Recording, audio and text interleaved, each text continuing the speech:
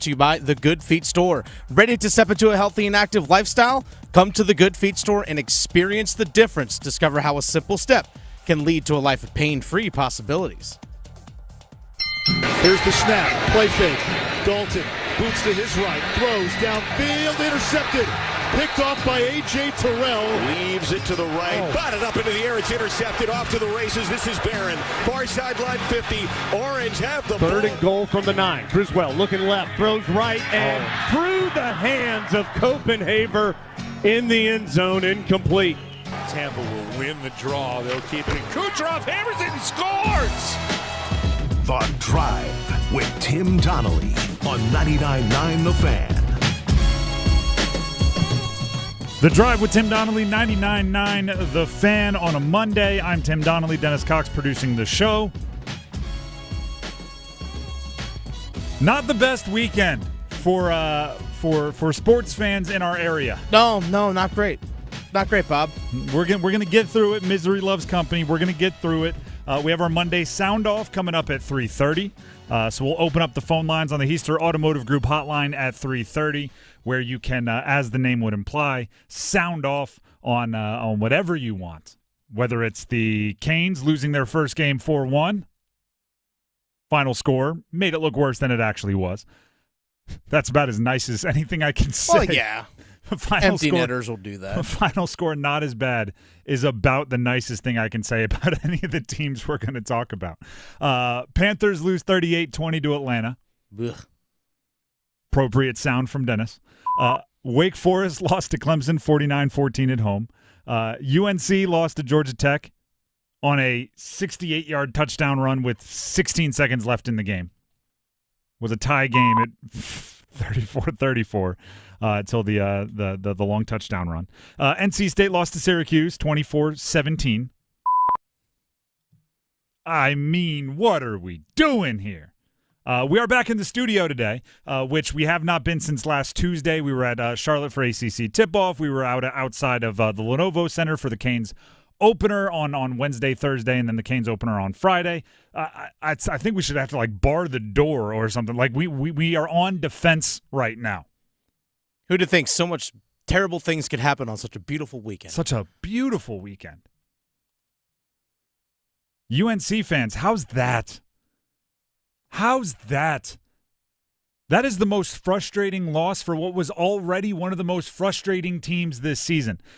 I kept saying they just need a normal game. They just need a normal game. It was going to be a competitive game, but it seemed normal until the game was going to overtime and you gave up a 68-yard touchdown run. You did the hard part, okay? So this is how it seemed to me, right? You kicked the field goal with whatever it was, 44, 45 seconds left to tie the game. You're going up against Georgia Tech. The way it seems and the way it's played out in a billion football games before this is Georgia Tech's going to take one play, and if they pick up 10, 20, 30 yards, a chunk play, they might turn on what we used to call NASCAR back in the day. NASCAR, everybody on the line, full speed ahead, 2-minute drill. 2-minute drill. Instead, their first completion was for 7 yards, and they went, never mind, let's go to overtime. Right? Let's not risk a pick six. Let's not risk something crazy.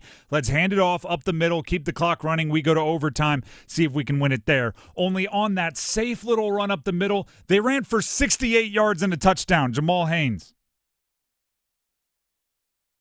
I guarantee you there were members of the offensive coaching staff for Georgia Tech that weren't watching the game until they heard the crowd go, because they were already headsets on, looking down. What do we like? What do we not like? Let's just run the clock out here. Once that play call's made, the wide receivers coach isn't even paying attention anymore. He's thinking of overtime. And you still lost that game. The most frustrating loss of what is an unreal frustrating season already. And the reason why that's the most frustrating loss is because there's a billion little things you could have done 1 ounce differently. If, obviously, Copenhaver catches that pass a few plays prior, it's touchdown, game over.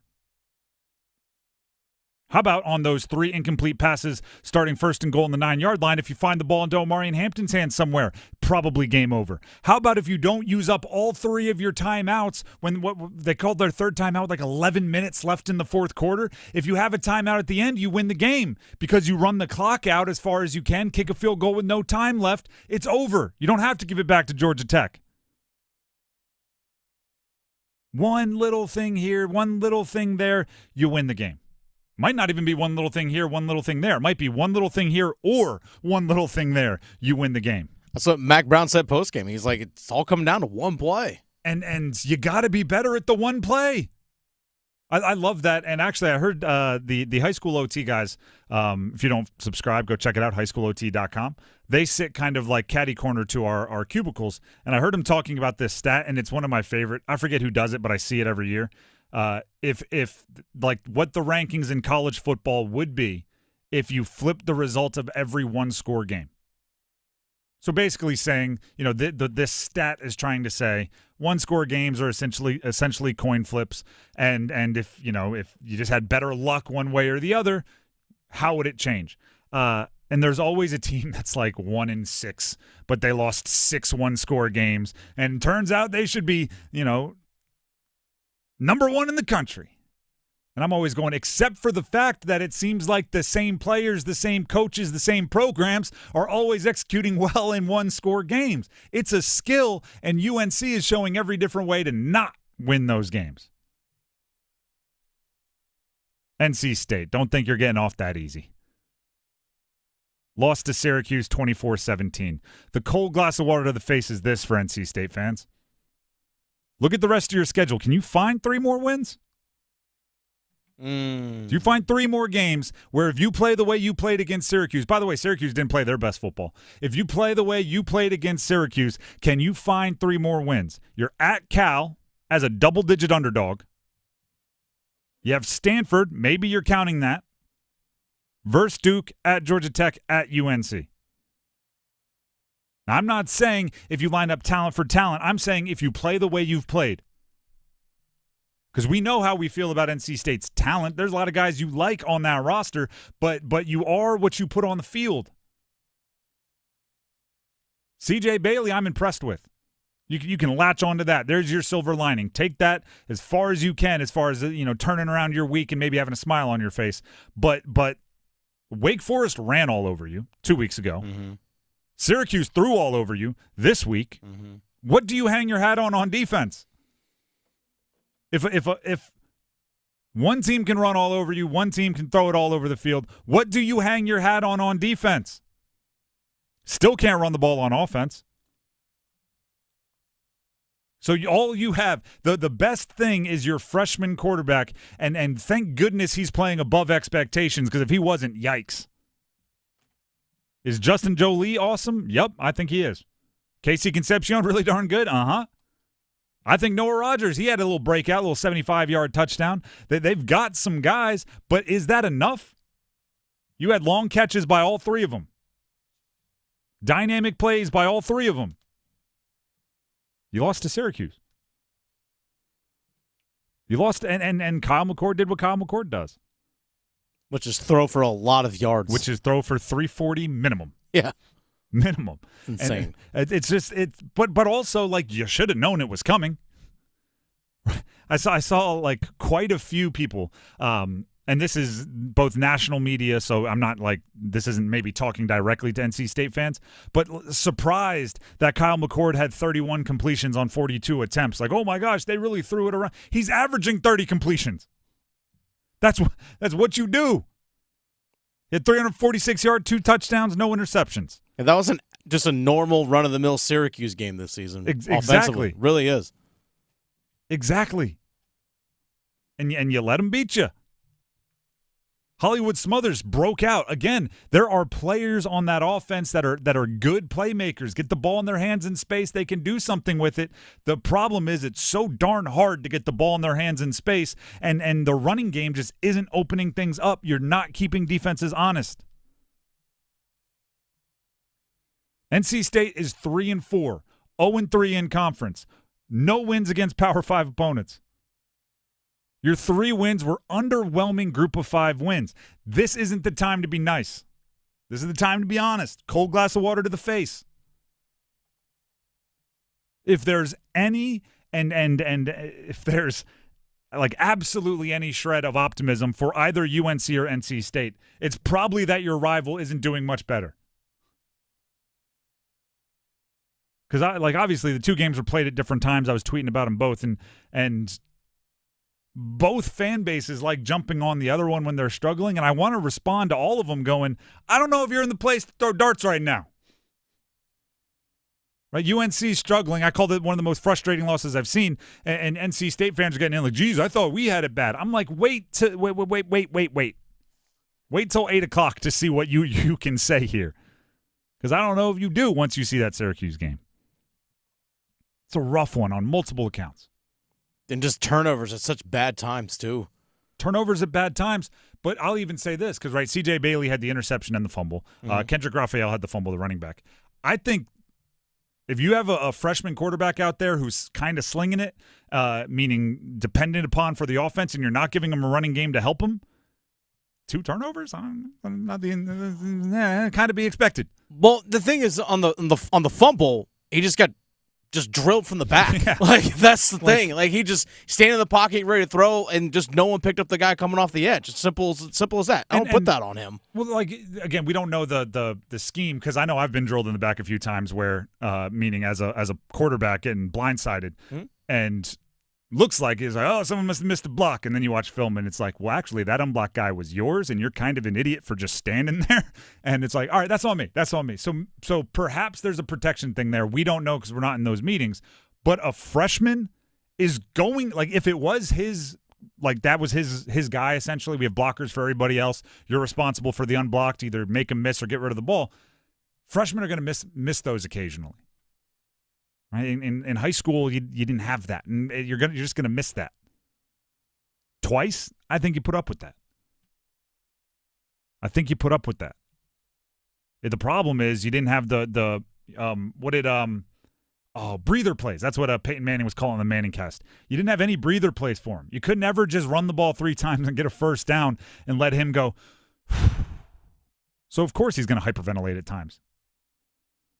The Drive with Tim Donnelly, 99.9 The Fan. We're going to have to revisit all of that. We're going to have to revisit each game. We're going to have to revisit the brutality that was this weekend. And hopefully you will all help us do that with a little Monday sound-off when we open up the phone lines for all of your ventings, all of your rants at 3:30 today. Monday sound-off coming your way at 3:30 here on 99.9 The Fan. Right now, Tim Donnelly coming your way for Miller Lending. Miller Lending and Gordon Miller are the home of the no closing cost loans. Gordon's been doing them since 1987. Miller Lending's been doing them since they showed up in the Triangle decades ago, which, by the way, locally owned right here in Cary, Miller Lending. I like that. I like being able to know I can drive over and see them if I need to. But basically, here's the rub, if you will. It's an election year. Rates are going to be volatile. They always are.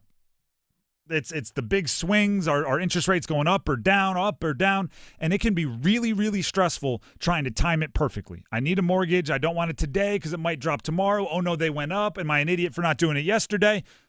Gordon Miller and Miller Lending take away that stress. Lock it in today with a no closing cost loan. If they go up tomorrow, you feel like a genius because you locked in the lower rate. If they go down tomorrow, refinance with no costs and fees, no money out of your pocket. Lower your monthly payment with no cost to you. That's what a no-cost loan is. And don't think they're getting tricky or cute or anything. They're not rolling it into something else. They're not raising another charge, putting the money there. No closing cost means no closing costs, and it's happening at Miller Lending. Give them a call, 919-447-3377. That's 919-447-3377, or you can visit them online at millerlending.com. Once again, that is millerlending.com. Miller Lending is an equal housing lender, NMLS number 250-2146. If misery loves company, then the Carolina Panthers have a lot of good friends. They lost to Atlanta over the weekend. Their defense, they have some explaining to do. Stick around. Football is on the menu tonight. Showtime, prime time. And we're dishing up a clash of conferences. Hot dog, man. It's Buffalo and the New York Jets. Dominate on 3. 1, 2, 3, dominate. Pregame starts at 7:30. Kickoff at 8:15. Put up or shut up time. The NFL on 99.9 The Fan is brought to you by Wake Med. Here we go. 99.9 The Fan, the Triangle Sports leader. Monday night, you gotta feel it. Mike Rowe here with a quick question. Have you noticed a musty smell in your home? I hope not, because damp smells mean that you could have a crawl space problem. That's where Tar Heel Basement Systems comes in, a groundworks company. They can honestly assess your situation and create a plan to waterproof your crawl space and get to the root cause of the problem. Schedule your free inspection at tarheelbasementsystems.com/row, and while you're there, check out my latest dirty job. Licensed in all states where work is performed. See website for details. This is it, Ram Power Days. John Heister Chrysler Dodge Jeep Ram in Lillington has the deal you've been waiting for on your brand new Ram 1500. Ready for this? 25% off. John Heister in Lillington has 25% off all new 2024 Ram 1500s right now. That's like getting a fourth of your new truck for free. That couldn't be more worth getting off your keister for. So get off your keister and get to John Heister Chrysler Dodge Jeep Ram in Lillington for 25% off your new Ram 1500. Hey, North Carolina sports fans, feel the rush of football action with BetMGM. We're giving you an odds boost for any pro football wager this season. I'm Victoria Vodnecker here for BetMGM, and you just need to log into your BetMGM account today to receive an odds boost token. Then wager on any pro football matchup and apply your token. Just make sure to bet up to the minimum stake, odds, and legs specified on the token. If your boosted wager hits, you'll score a bigger payout. No opt-in is required. Just log into your BetMGM sports account and you'll automatically receive your odds boost token. At BetMGM, we're adding more excitement to every gridiron showdown. Run up the score on your next winning pro football wager. Draw up your play for bigger thrills with BetMGM. BetMGM and GameSense remind you to play responsibly. See BetMGM.com for terms. 21 plus only, North Carolina only. Existing customer offer. Subject to eligibility requirements. Rewards issued as unrestricted funds. Gambling problem? Call 877-718-5543 or visit morethanagame.nc.gov. Everywhere you look, things are getting more expensive. So at Consumer Cellular, we're lowering the price for those 50 and up. Now you can get unlimited talk, text, and data for $30 a line when you buy two. That's just $60 a month for 2 unlimited lines. So if you're 50 and up, make the switch and save. Come on, you've earned this. Call 1-888-FREEDOM or visit consumercellular.com today. Requires 2 lines of service, age validation, and credit approval, subject to system and area limits, taxes, and other fees apply. Progressive knows finding your new home was a dream come true. You wanted it close to town, with a picture window overlooking a yard. And you found it. Now, when you sit down to dinner, you've got front row seats too. Your neighbor's daily pickleball game. Progressive can't save you from your noisy neighbors, but we can save you money when you bundle your home and auto with us. Get a quote at Progressive.com. Progressive Casualty Insurance Company, affiliates, and other insurers not available in all states. 10 seconds. Andy pumps, floats one back in the end zone. Oh! Brings it in! Ride dollar bill! Xavier Legette. He does the horse ride, and the Panthers get the TD. That's Xavier Legette scoring a touchdown right there. We'll start with something positive for the Panthers. Xavier Legette might be a real one. Can he play defense? the Panthers' defense is not good. It couldn't do much worse. Could he go full Julian Edelman? Remember Troy Brown? The Patriots used to roll wide receivers out there and slot coverage. The Panthers' defense is not good, and it stinks. And here's the hard part: the players, meaning just the roster, due to injury, due to the way the roster was built, due to some of the hard decisions they had to make this offseason, the players are not good enough. Not an individual thing. It's just an overall, there's not enough there. But adding to that is, I believe, how they're being deployed, how Ejiro Evero, the defensive coordinator, is refusing to take chances. It all starts with the players. All right, I don't believe the defense is good enough to match up, not in man-to-man coverage, but I'm just saying like man-to-man, the person-to-person, player-to-player, they're not good enough to match up with opposing teams' offenses. You can't run from that. You can't hide from that. So, but also that's very simple, right? It's just like, hey, not good enough.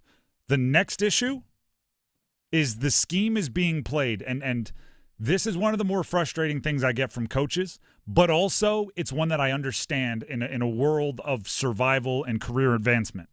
It looks like the scheme is being played in a way that helps him explain what happened in job interviews this offseason. Right? There's that legendary scene in Moneyball, if you listen to the show, you know I love that movie, where the late, great Philip Seymour Hoffman, playing the manager, tells Brad Pitt's character, Billy Beane, listen, I'm managing this roster in a way I can explain in job interviews this winter. Which is basically saying if you want to run this roster into some kind of crazy analytics-based, forward-thinking Moneyball roster, great. But once you fire me this offseason, once my contract is up this offseason, I'm going to have to interview for jobs with normal baseball teams, so I'm going to do my best to run this roster like a normal baseball roster. And then I can say in interviews, I was trying to do it the right way. That psycho was giving me weird weird players in the right. He wanted me to run a catcher out there at first base. He wanted me to throw this weird sinker bowler in every, extended relief position, whatever it was. It looks like Ejiro Evero is running a defense as if he thinks he has good players and is simply going to go into interviews next. Because remember, he was getting head coaching interviews. He was getting defensive coordinator interviews. Like, as he goes into those interviews this offseason, he's going to say, listen, man, they gave me nothing. And if you can't tell, watch. Right? I rushed 4 down linemen all this time. We got no pressure. Bad rushers. Yeah, bad players. Oh, look, I had these linebackers that I kind of liked. They both got hurt, so I had to make do. So I simplified everything. What he should be doing, if he had 100 years of job security and he knew like the money was there and the job offers would be there no matter what, he should be taking way more chances. Way more chances. And I'm talking exotic blitzes. I'm talking send a safety and drop a defensive end. I'm talking about the unscouted looks. It's what literally every single underdog in the history of the world has had to do. Surprise them. Right? You're not going to be able to, like, if you just think you're going to walk out there as a Panthers defense right now and say, our edges will beat your tackles. Our defensive tackles will beat your interior defensive linemen. Our corners and our safeties will match up with your wide receivers one-on-one, and we're just going to play better than you. You're crazy. But what you might be able to do is confuse somebody. Mm-hmm. What you might be able to do is sneak attack.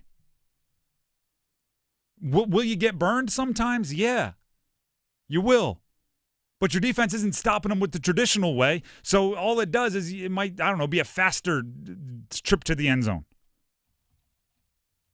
That's the problem is you look at this defense and it looks like it's almost being called in a way to emphasize how much the Panthers are going to lose one-on-one battles. Because then there's something to point to and go, listen, I put him in good position. I had a guy there to guard him. Just he couldn't do it. What am I supposed to do with that? They couldn't run with Drake London. They couldn't tackle Tyler Algier in the open field. What am I supposed to do with that? I don't know. Try to confuse Kirk. Try to get a tip pass. Try to get a strip sack. Try to do something. Sure, it'll leave you vulnerable if they diagnose it perfectly. But you're gonna give up the score anyway, based on what I'm watching. Yeah, you've given up 34, 36, and 38 points the last 2 weeks. I don't know. Try something different. Take a chance. Sure, there might be a 30% chance you get the interception or the strip sack. Might be a 70% chance you give up a big touchdown. It's going to happen. You got to try. You got to try. And then on top of that, players like J.C. Horn didn't have their best game. And it might be not fair, but J.C. Horn is one of the few guys who I do think would start on most teams in the NFL on that defense. You're not allowed to have a bad game. You're not allowed. If you want to be on one of the best defenses in the league, yeah, then you get a bad game, but the pass rush gets to the quarterback early, right? You can get beat a few times, but the safety helps you out. Against the Panthers, J.C. Horn's not allowed to have a bad game. If you're the Panthers defense, there's like 2, 3 people not allowed. Xavier Woods, you can't have a bad game. I don't even know who else that would be. It might be just those 2. You're not allowed to have a bad game. Because if you do, how can you look at J.C. Horn and say, like, all right, he gets a couple mistakes, it's fair. Oh, what about your third-string linebacker that's in the game? What about your backup defensive tackle that's in the game? If J.C. Horn gets 3 get-out-of-jail-free passes a game, does your backup defensive tackle get 12? Is there any play where no one's going to be cashing in your get-out-of-jail-free, I get a few mistakes before you get mad cards? The defense, it's not good enough. The players aren't good enough. The scheme isn't trying to make up for it enough. Imagine if, like, we see Navy and Army. They're both top 25 teams right now. Mm-hmm. They're heaviest offensive linemen. I played against Navy 3 or 4 times in college. Heaviest offensive lineman's like 265 because they have to be able to go run miles and everything in basic training. Weight requirements and stuff and all that. Imagine if they just went out there and called normal power running games and then turned around and said, what am I supposed to do? They're 265, and they're going up against guys that are 330. What am I supposed to do? But they don't. They go, all right, let's run all this misdirection, triple option stuff, and let's be creative in our pass game, which is minimal, but at least it's creative, so everything's a surprise. If you're overmatched, you got to be willing to take chances. And right now it looks like the defense is not willing to do that. This is something when Chris Lee and I for Panthers Playbook, we were at yesterday's game, and something that we tracked during the game was, all right, let's just follow how many times Evero either runs a stunt, whether using 2 defensive linemen to basically cross paths at some point on a pass rush, either that or blitz, like send more than 5 people. Something that is other than just base. 4 guys. Yeah, going. like when you're in high school and you put up the fist in, you go base, base, base. Like anything other than that. So anything other than that, of 64 meaningful plays, I'm taking away the kneel downs. The kneel down at the very end of the first half. They should have. The very end of the first half, that kneel down, and the final 3 plays were the Kirk Cousins kneel down. Take away those 4 plays. Out of 64 meaningful plays, the Panthers did either stunt or blitz 8 times. 8 times. 8. That's 12.5%. You keep running. Oh, let's just rush 4 and we're going to cover everyone. It's not working. It's not, and it hasn't been working. This is the frustrating thing if you're a Panthers fan, being like, well, why aren't you trying something different? Because guess what? What you're doing isn't working. I understand that the players are not the ones that you expected to have, but you're still trying to do the same thing and you're not capable of doing it. Okay, try to do something else. Because guess what? Like you said, if you get beat, well, you're getting beat anyway. At least you tried something. Kirk Cousins, 0 sacks. He got hit like 3 times. And I 30 actually attempts. say that. 30. No, I'm saying 30 attempts. Like, try to confuse him. Nothing. A little bit, maybe. The Drive with Tim Donnelly, 99.9 The Fan. We did promise you that we're going to open up the phone lines, and we will right now if you want to. 919-860-5326 for Monday Soundoff, Heister Automotive Group hotline. I do have some bad news to add to bad news, a little breaking news for UNC fans out there. UNC announces senior tight end Bryson Nesbitt will undergo surgery on his wrist and is out indefinitely. Oh, that stinks. He's a good player, too. Very good player. Suffered the injury in the first quarter. He has 24 catches, 264 yards, and 3 touchdowns this year. That's according to Brian Murphy of WRAL. That's just salt to the wound. Out indefinitely, Bryson Nesbitt. You are all on the clock right now to call in. 919-860-5326. It is a Monday Soundoff here on The Drive. Whatever you want to vent about, whatever you have to get off your chest, we want to hear it. 919-860-5326. Monday Soundoff coming up next. Hi, this is Renee Chu. The most trusted local news in the Triangle is now on the radio. WRAL News Plus. Now get breaking news and severe weather reports on the radio 24 hours a day.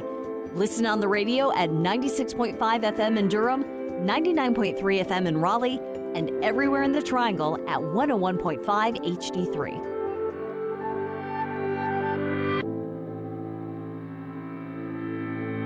It's bow time.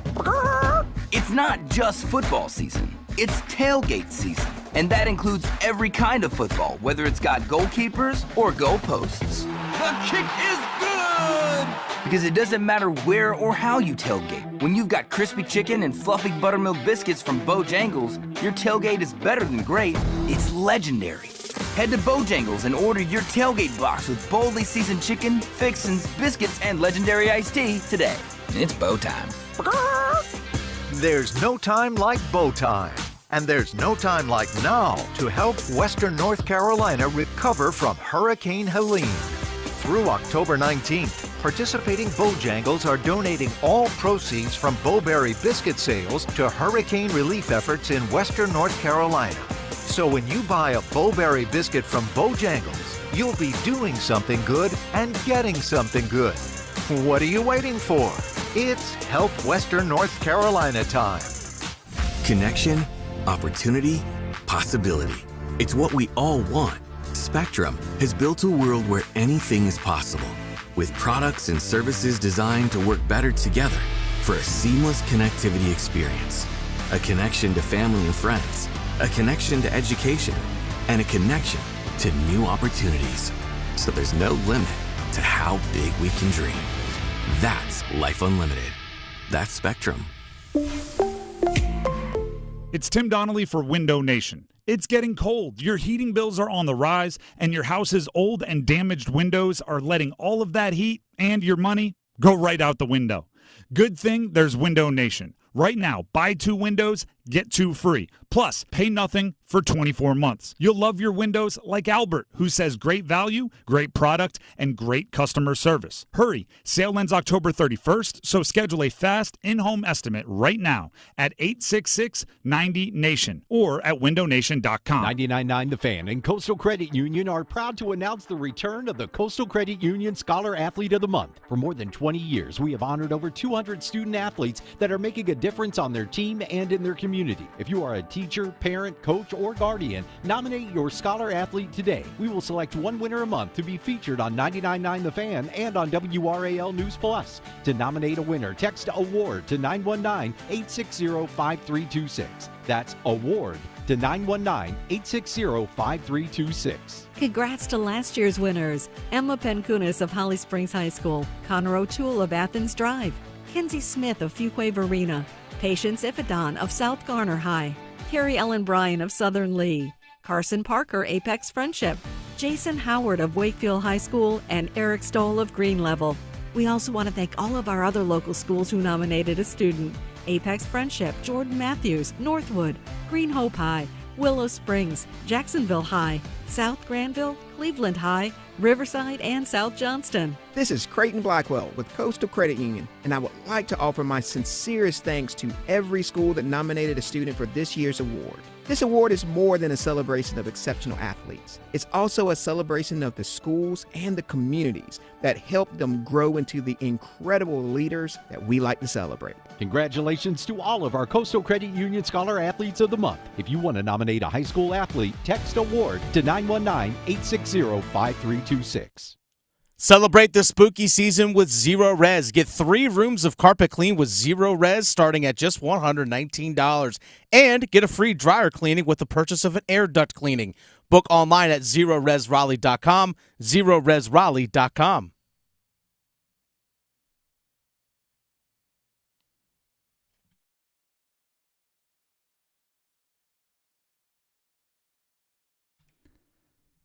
The Drive with Tim Donnelly, 99.9 The Fan.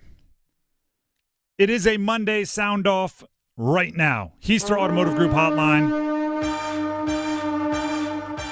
is open, 919-860-5326. We want you to call in, ask the questions, make the comments, make the debates, defend your team, get angry at your team, whatever it is. 919-860-5326. We've been doing this every Monday, having a good time with it.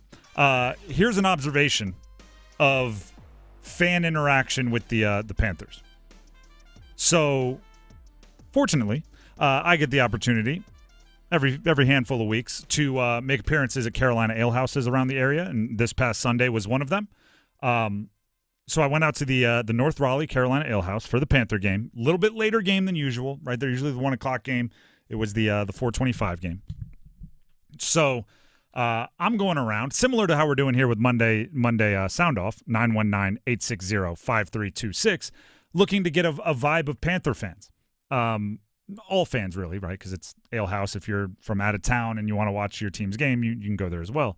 But I have, little giveaways, little free appetizers and stuff. So I'm going up and talking to people. And I think it's funny how the Panther fans answer when you ask them what game you're there to watch. At the beginning of the year, I'd go up, right? Because the very first game of the very first weekend for the Panthers, I went up to somebody like, hey, what game are you here for? And they'd be like, the Panthers. And they'd point at like what TV it's on. A little excited. Now they almost try to play it cool. Hey, you guys here watching a specific game? I guess the Panthers. I'm just like, no, if that's your team, that's your team. I want to give everybody the A-OK. Right, I'm going to go full Robin Williams in Good Will Hunting. It's not your fault. It's not your fault. It's not your fault. Your favorite team is down in the dumps. You didn't do anything to cause it. And that's true for all of the teams we're talking about here today, right? Because what did Dave Doran do after their last game for NC State? Well, maybe if everybody wants to stand up on third down. Guess what happened in their loss to Syracuse over the weekend? It was a night game. The crowd was electric. They caused multiple false starts by Syracuse. The fans showed up. The fans showed up. They showed out. They were loud. They impacted the game. So it's almost like you want to look at Dave Doran and go, wasn't them, was it? Oh, you think maybe it had more to do with the people on the field than the people standing or not standing in the stadium? And the same is true, like I'm saying, for the Panthers. You don't have to hide it now. Matter of fact, I respect it more. The other thing at the Ale House that I found interesting, which, by the way, Heaster Automotive Group hotline is open right now, 919-860-5326 for a little Monday Soundoff. The other thing I found interesting, y'all better call in, just throwing that out there. We'll move on. 919-860-5326. The other thing I found interesting were how many Lions fans were in public. There was a point in time not long ago when seeing a Lions fan in public was like an eclipse. You noted it. You remembered it. You noted their bravery. It's like seeing an owl at night, like, ooh, there it is. Yeah, exactly. You tell your friend, like, do you see it? Now there was one gentleman there by himself just going nuts, went up, talked to him for a little bit, claimed to have been a Lions fan for 37 years. There was a lady there who I thought it was funny because when I give out an appetizer, I take a picture for social media. She came up to me and asked me who the person I took a picture with was because I'd just given them an appetizer, so I took a selfie, me and the person who I gave the appetizer. She was like, "You just took a picture with him. Is he famous? Who's that?" I was like, "Oh, no, we're just doing this, da-da-da-da." And she went, "Oh, well, I'm a Lions fan."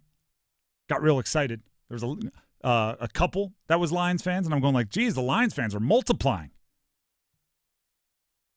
The Lions fan, all of a sudden, it's cool to be a Lions fan as they destroyed Dallas.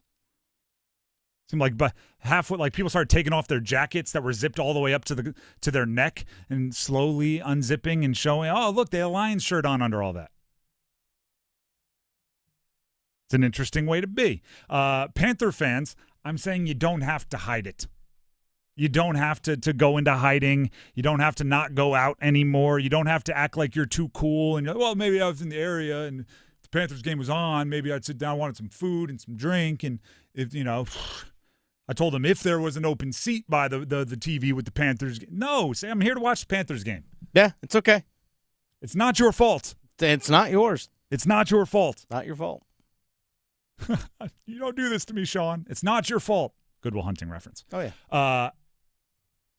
And here's why I say it's not your fault. And here's why I say you don't have to hide it. It's people want to get on David Tepper as an owner. People want to get on the decisions made by the front offices. I saw a stat that said of their 61 most recent draft picks, only 11 are still on the roster. Like there's that, but the fans have one job. It's not to evaluate. It's not to call plays, right? It's not to will your team to victory with a solo tackle on a big fast running back in the open field. It's to be interested. It's to support your team. It's to watch the games. It's to create discourse and debate. That's all there is. That's all there is. So as long as you're doing that, right? As long as you're doing that, it's not your fault. And matter of fact, this might be the biggest sign, right? Heister Automotive Group Hotline, 919-860-5326. I was out and about this weekend, or actually last week. We were out in Charlotte, then we were out at the Canes game. Had a whole bunch of people come up and say they really love these Monday Soundoff segments. They love having the chance to call in. They love hearing what everybody else has to say. 1 week of everybody stinking, and suddenly everyone's apathetic enough to not even have the opinion. Well, let's be real. It hasn't been 1 week of stinking. No, I'm just saying last week we had all the I love that you give us a chance to call in. And I was like, all right, let's do it. We'll keep it rolling. Trust me, I you know what business I'm in. I don't mind talking. I don't mind filling space with my opinion. Matter of fact, I really enjoy it. I do this for all of you. I do the Monday Soundoff so you have your chance. I can sit here and bash on the I can bash on the coaches and bash on the turnovers and everything as easy as anybody. There we go. Now you guys see how it goes. Vince and Raleigh on the Heister Automotive Group Hotline. You are here labeled in my notes as a discouraged NC State fan. On a Monday Soundoff, go ahead and take the wheel. What do you want to sound off on? Thanks, Tim, for taking my call. Yeah, third straight week of getting on and saying, boy, that was no fun. Now, interestingly, though, something you just said about the fans at the Panther game, same thing. They mentioned at halftime on ACC Network how the fans were just so into the game at Carter Finley. And they were there. Some of them stayed all the way to the end, even though it was so discouraging. And it's interesting. My daughter goes there. So her and her friends were all there. And yesterday she happened to come home for dinner. So we were talking about it, and she said, yeah, a lot of people in the stands were saying that maybe the offensive coordinator, maybe it just didn't do it this year. It's interesting. I hadn't looked at it that way, but yeah, I mean, he brought in a lot of talent. He had some really good talent coming back, and it looked like we would have like Syracuse's offense, right? Now we don't have McCall, but still, we looked like we were going to have something like that, and instead we have, so maybe a lot of this is strategy. Maybe a lot of it is scheme. Maybe it's just, maybe the coach isn't the right fit. That's just a thought. And for all the teams, you have my condolences because it was a really rough weekend. You can take it from here. Thank you very much, Vince. Appreciate the call. I'll give you this. I do think it was a little bit extra brutal watching the Syracuse offense because you're exactly right. Syracuse does kind of have the offense that was promised to NC State. And what I mean by that is you look at their quarterback transfer, you look at their number one wide receiver this year, transfer from Georgia. Well, let's look at NC State.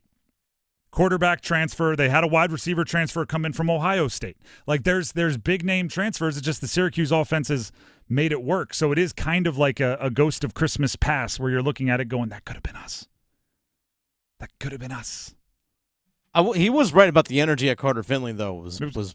Was pretty. Their fans were in. This is what I'm talking about when I say it's not the fans' fault. And by the way, you can call in as well. Heister Automotive Group Hotline, 919-860-5326. It doesn't have to be about state. It can be about whatever you want to talk about. When Dave Doran has asked for things, the fans for state run to make it work.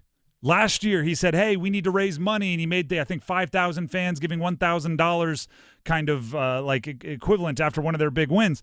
And then suddenly they spent a bunch of collective NIL money over the offseason. The fans showed up with money when asked for money. So then last week he says, how about you stand up on third down? How about the fans get, like, this weekend they did. They did. And I think that's why you're getting so much anger. That's why you're getting so much kind of just exhausted vitriol from NC State fans. It's because it's like, we keep doing what we're asked to do. You're not doing what you're asked to do. And granted, I mean, it's not like it's what you're asking the fans to do is easier, right? Write a check or show up. But you're also somebody's paying Dave Doran a lot of money. I understand the frustration. I don't love, and If you've been around many of these recent games for State, I don't love people screaming to fire guys, fire coaches, specific coach, fire a head coach, because I think that's just kind of it's a low blow. But I understand where the anger is coming from. You keep asking us to do things, we keep doing it, and the results don't change. That is a legitimate gripe. It's no different than anything else in life. Going to the Heister Automotive Group hotline on a Monday Soundoff. You can call in as well, 919-860-5326. We have Hank in Raleigh next up on the line. Hank, thank you for calling in. What do you want to sound off on? Hey, good talking to you. Good talking to you as I well. enjoy your program. Thank you. I certainly do. Hey, Nate, I'm not a North Carolinian. I moved here for family reasons and what have you. Okay. Not a Panthers fan. But unfortunately, that's generally what you got to watch. That was the only game on, the second game on yesterday, I think, at my house. But I tell you what, I was psyched up, man. I thought I think the Panthers are starting to turn the corner. Seeing the Red Rifle out there and how he's trying to encourage and inspire that young fella. Who knows if he'll ever play again? But and the running back. The wide receiver they got from Pittsburgh, there's a lot of good things going on here, and then the game just got away. Bingo, before you know it, they're down 3 touchdowns almost. But I just kind of wanted to throw something positive at you there, Tim. I appreciate it very much, Hank. And I'll tell you this. Well, I'm going to respond to the actual content of what he had to say. That also feels like somebody that doesn't live and die every week with the Panthers. He's maybe not quite as exhausted by it. And he admitted he's not a Panther fan. He's not from around here originally. Here's what I have to say about that. The Chuba Hubbard of it all is a lovely surprise. Deontay Johnson, I do think, is a very talented wide receiver. The hard part is drawing a line from those to a significantly better franchise. Guess whose contract is up after this season? Deontay Johnson and Chuba Hubbard. There it is. The Red Rifle, right? Andy Dalton. Yeah, he is contract also up. Oh, true. But he's gonna be mentoring Bryce Young. He also has enough on his own plate trying to make that offense work. You can I'm not saying the Panthers are a frustrating bunch because there's 0.0.000.0 things to be excited about. It's more, I don't know if there's many stepping stones to a brighter future that they already have. You have to create the stepping stones and then walk on them. And that's square one. There's nothing built yet. We might see Jonathan Brooks, second-round pick, coming to practice this week. Hopefully. They said today they're expecting to open up his window, right? Yep, which would then give him 21 days to make him active. I'm just worried that then it's going to be 5 carries behind Chuba Hubbard for the rest of the season every game. And, I don't want to get my hopes up too high. But I do like Jonathan Brooks as a long-term prospect, as a running back, as much as you can love, a running back coming off a blown-out knee. Gary and Henderson, next up on the Heister Automotive Group hotline. Gary, thank you for calling in. By the way, everybody else, you can call in as well, 919-860-5326. Gary and Henderson, you want to sound off on the Tar Heels? The floor is yours. Yeah, I just wanted to get your opinion on, I guess, Mack Brown 2.0 as it hopefully comes to a conclusion this year. My thought process is that he was able to get some talent, a lot of good talent on the roster, and bring the program back to relevancy, but he wasn't able to coach them up to the point where they could make any national noise or be a consistent winner or bring the program into the top, make it a top 10, top 15 program. That was my thought process, that he can recruit, but he can't necessarily coach the kids to where they can achieve their potential.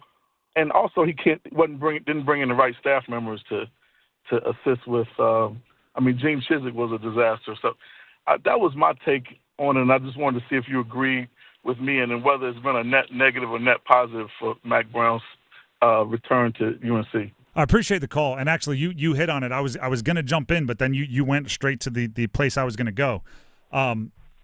Mack Brown to me is kind of more the CEO style head coach, where I don't know if he's the guy in the nitty-gritty, like, grinding tape and showing up with, hey, I think we can really get him with some counter action this week. What he does is he recruits, he charms the heck out of everybody, he brings in a bunch of talent, and then he turns it over to his coordinators and says, like, you turn all this buzz, all this life that I give you into a winner. He hasn't been able to do that. He hasn't been able to hire the right coordinators to turn it over to. My head coach in college was a CEO-style head coach, and you can go track his wins and losses, and he's one day going to be in the College Football Hall of Fame because he's got a billion trillion wins. His name is KC Keeler. You can go back and track his success, and it's like, oh, great offensive coordinator. They make it to the national championship. Oh, offensive coordinator maybe a little less accomplished. Playoff team maybe. Like it's that different. So I think Mack Brown's going to be able to, especially early on in his tenure, is going to be able to get guys on campus. It just becomes, do you have the right coach to pull the right strings and call the right plays to get those guys on campus to play well? Jeremy and Raleigh, I mean, you want to talk about mixing in a little bit of heartbreak with all of the heartbreak that we have here in Carolina. Jeremy in Raleigh wants to talk Ohio State. Jeremy, thank you for calling in on the Heister Automotive Group hotline. What's your sound off moment here for Ohio State? Oh man! So of course it was a heartbreaking loss there for the Buckeye Nation. Mm-hmm. Kind of talking. You want to call it the Mack Brown, and talking about the Ryan Day. Ryan Day has certainly struggled. It is no secret, no surprise that he's struggled when it comes to, those big-time games, whether it's Ohio State, whether it's playoff games, whether it's bowl games, top 10 opponents. Mm-hmm. Ryan Day has surrounded himself with phenomenal assistant coaches, great talent, but when it comes down to, laying it on the line and showing up, Ryan Day is just not the man. He for whatever reason, he just can't show up for those big premier games. You have what I believe is the hardest decision in sports if you're Ohio State.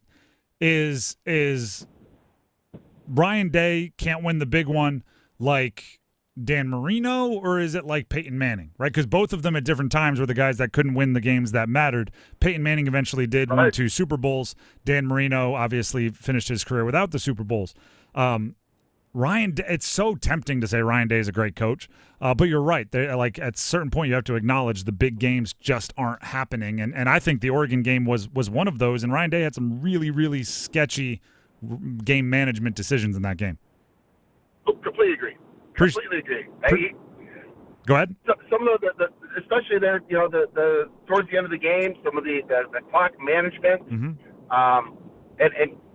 going in a whole different direction. But your senior veteran quarterback who doesn't have the clock management, I mean, that's a mistake a true freshman makes in a stage like that, but not a seasoned veteran like Will Howard.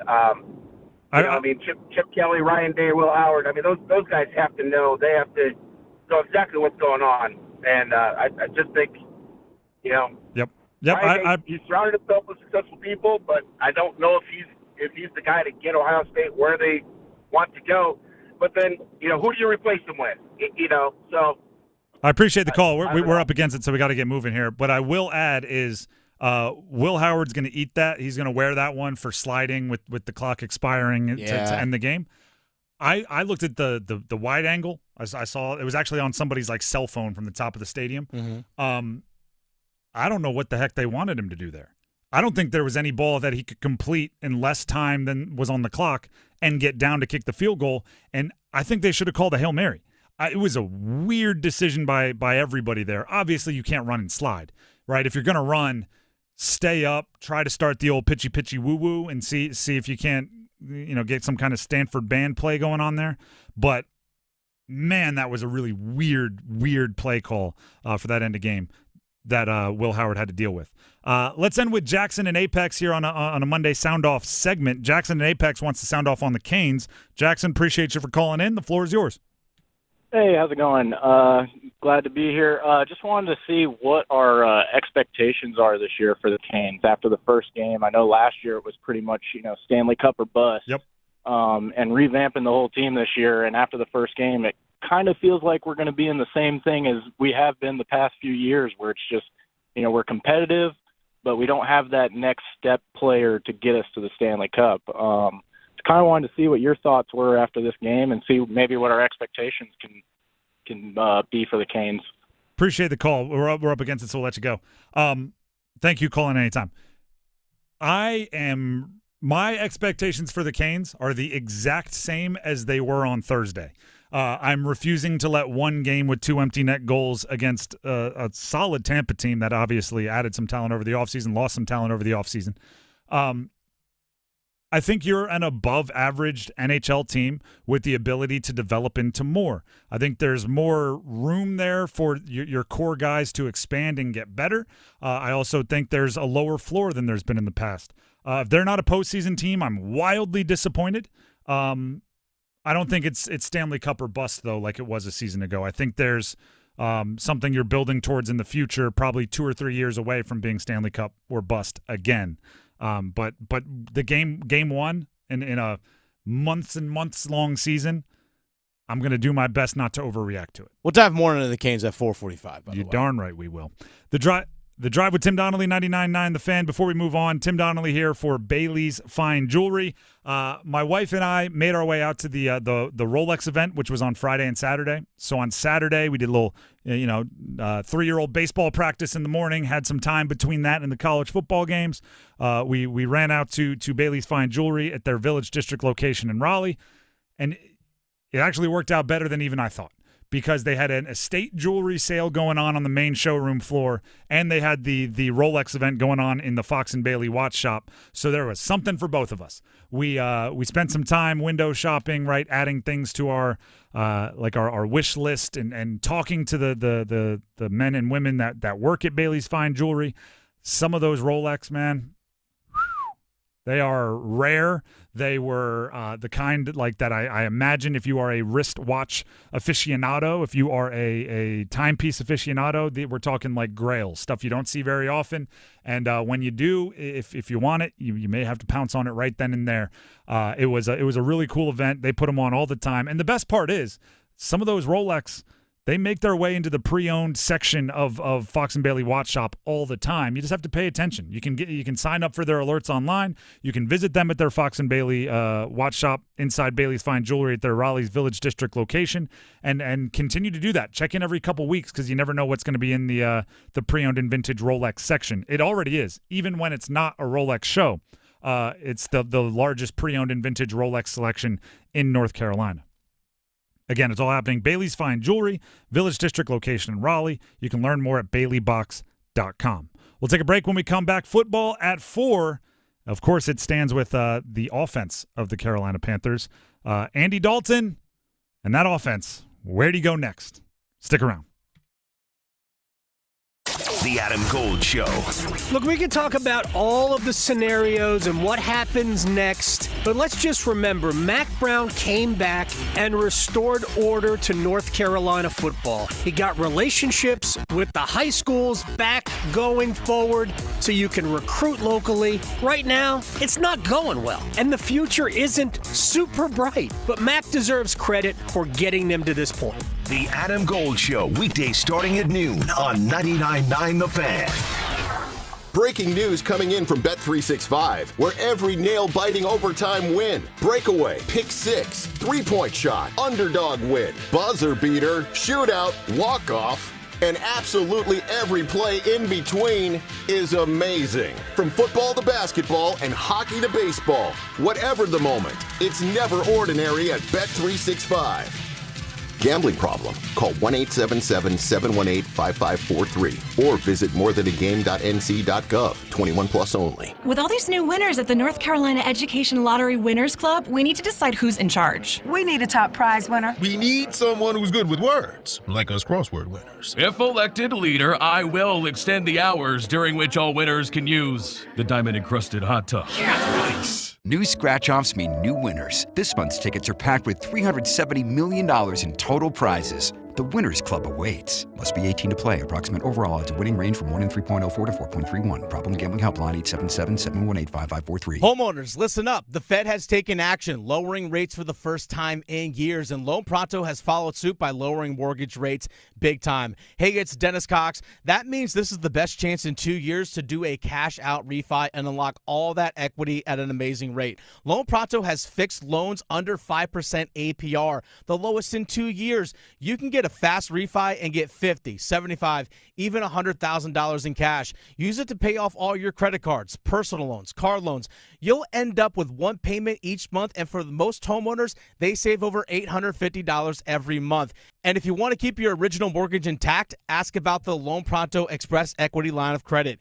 If you act now, you could even skip your next 2 house payments. Call now. Get your rate quote in minutes with no hard credit pull and no upfront fees like those other guys. Call 919-381-1760 or loanpronto.com. 919-381-1760, loanpronto.com. Equal housing lender, NMLS 1661781 on approved credit, NMLSconsumeraccess.org. So my home is also my office. And before I can focus, every room's gotta be clean. That means tidying up, then spraying my Febreze Air Mist. Ooh, that's fresh. Febreze Air Mist scents are all high quality. They fight any weird funk, and they give my air an instant boost of freshness. So not only does my home smell good, I feel good too. After I Febreze, it's time to start my day. Breathe happy, Febreze, la la la la la. This hour of the Triangle Sports Leader is powered by Ritchie Law Firm, Raleigh's injury lawyers. Bounces his way into the end zone! Touchdown! Visit GotBrian.com. That's GotBrian.com. WCMC HD1 Holly Springs. Take us with you on radio, web, app, Alexa, and YouTube. 99.9 The Fan, the Triangle Sports Leader. A breezy Monday ahead for us. Midday temperatures in the low 70s, highs today in the mid 70s. Mostly sunny to partly cloudy. Overnight we drop down into the middle 40s, mainly clear. Then we stay breezy Tuesday, highs in the middle 60s. I'm meteorologist Chris Michaels in the WRAL Severe Weather Center. Weather update brought to you by Newcomb & Company, where your comfort is their business. Visit newcombandcompany.com. 4 o'clock check if your money. Dow Jones is up 201 points today to 43,065. Market update brought to you by The Good Feet Store. Ready to step into a healthy and active lifestyle? Come to The Good Feet Store and experience the difference. Discover how a simple step can lead to a life of pain-free possibilities.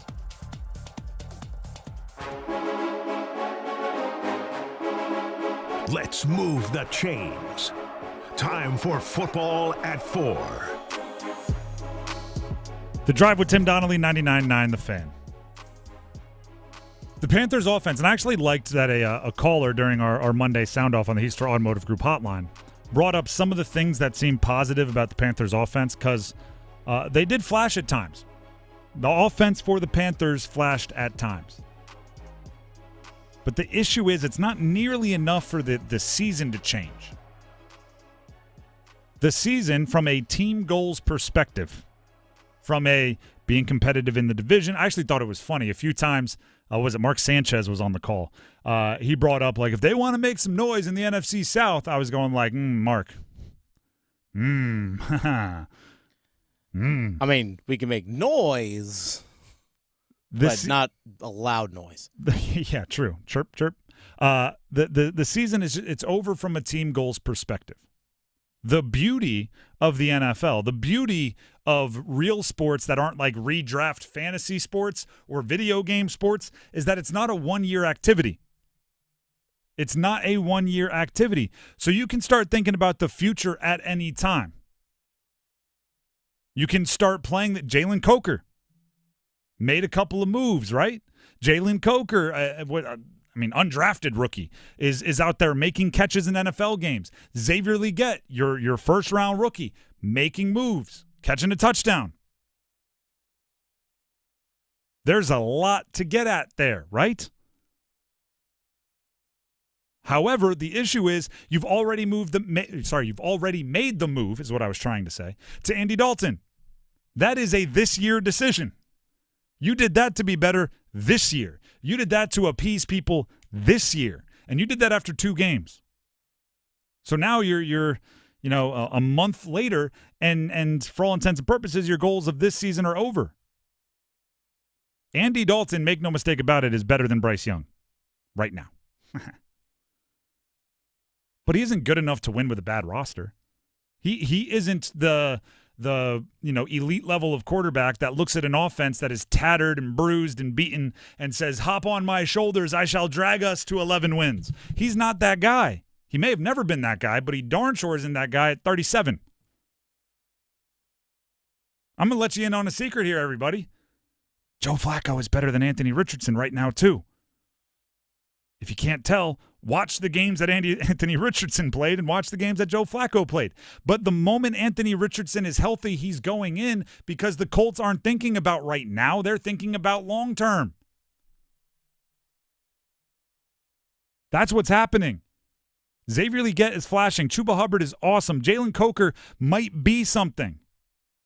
You have to make decisions about the future, except you've already made this one really, really big decision that's going to confuse everybody.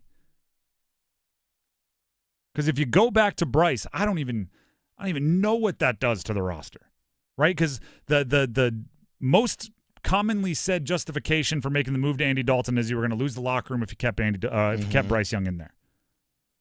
So now you're going to go back to him and assume you're not going to lose the locker room? Because you agreed with him, right? Let's say all the vets were implying that Bryce Young had no business being a starting quarterback in the NFL, and you were hurting them by playing him. And then you benched Andy Dalton, essentially saying, yeah, you're right. Now, how are you going to go back to it? And if you do, how do you go back to it and not expect those veterans to check out?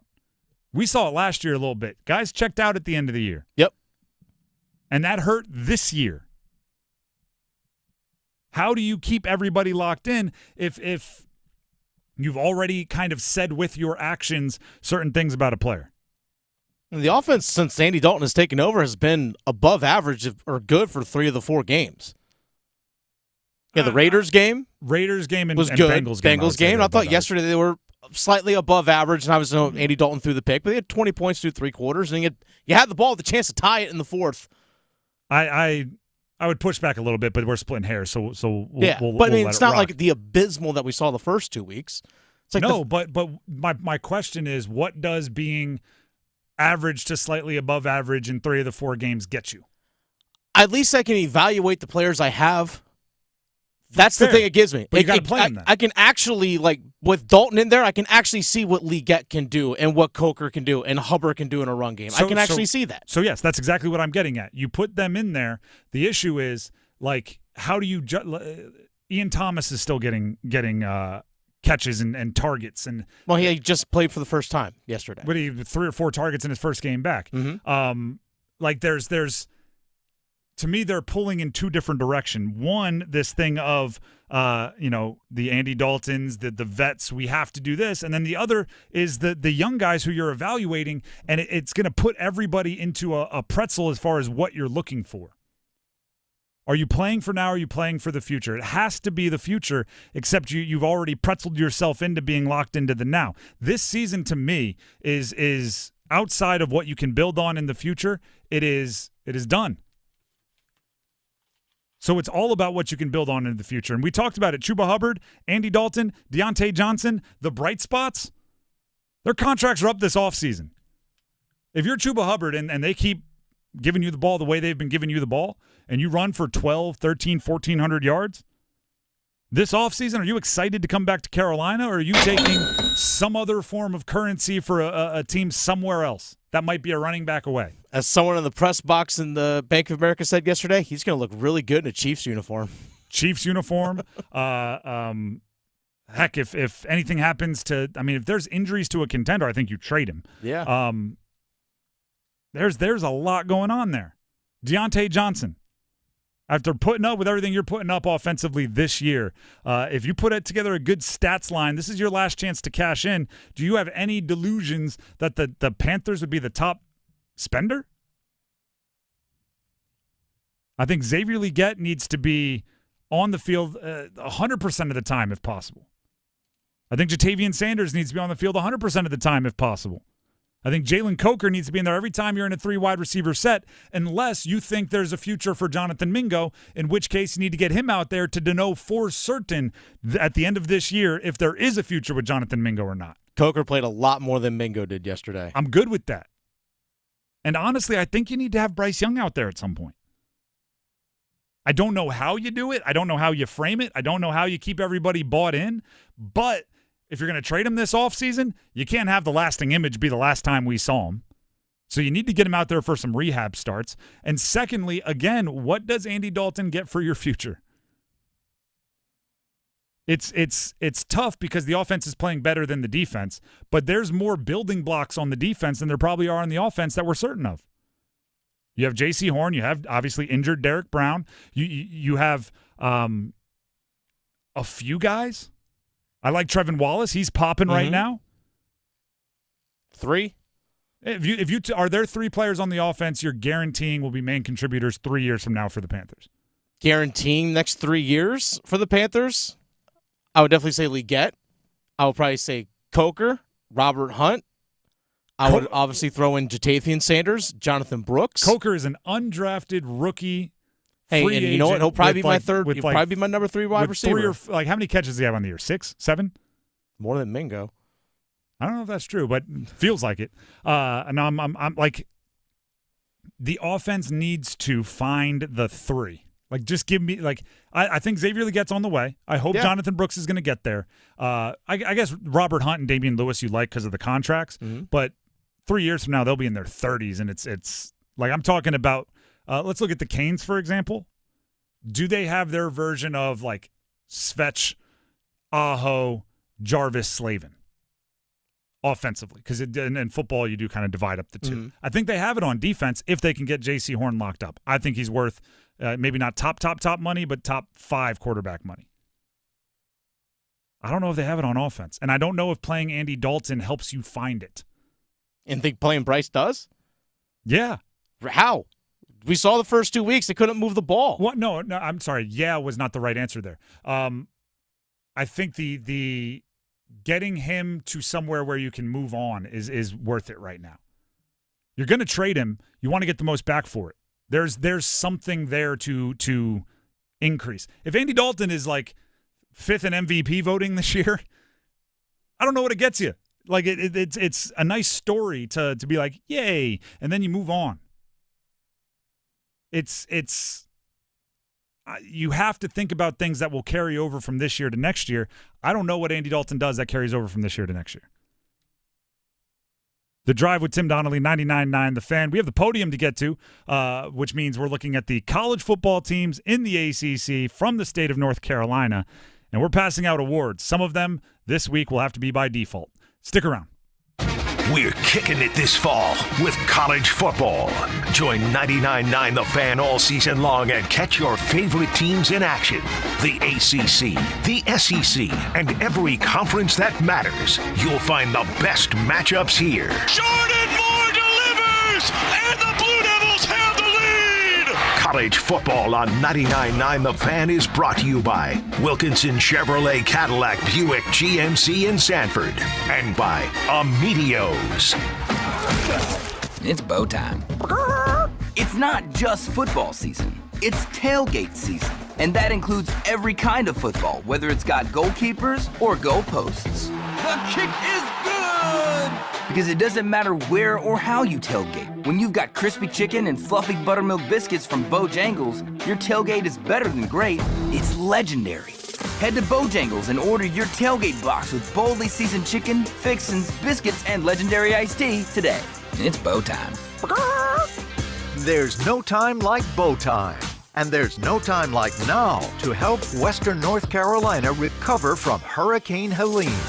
Through October 19th, participating Bojangles are donating all proceeds from Bowberry biscuit sales to hurricane relief efforts in Western North Carolina.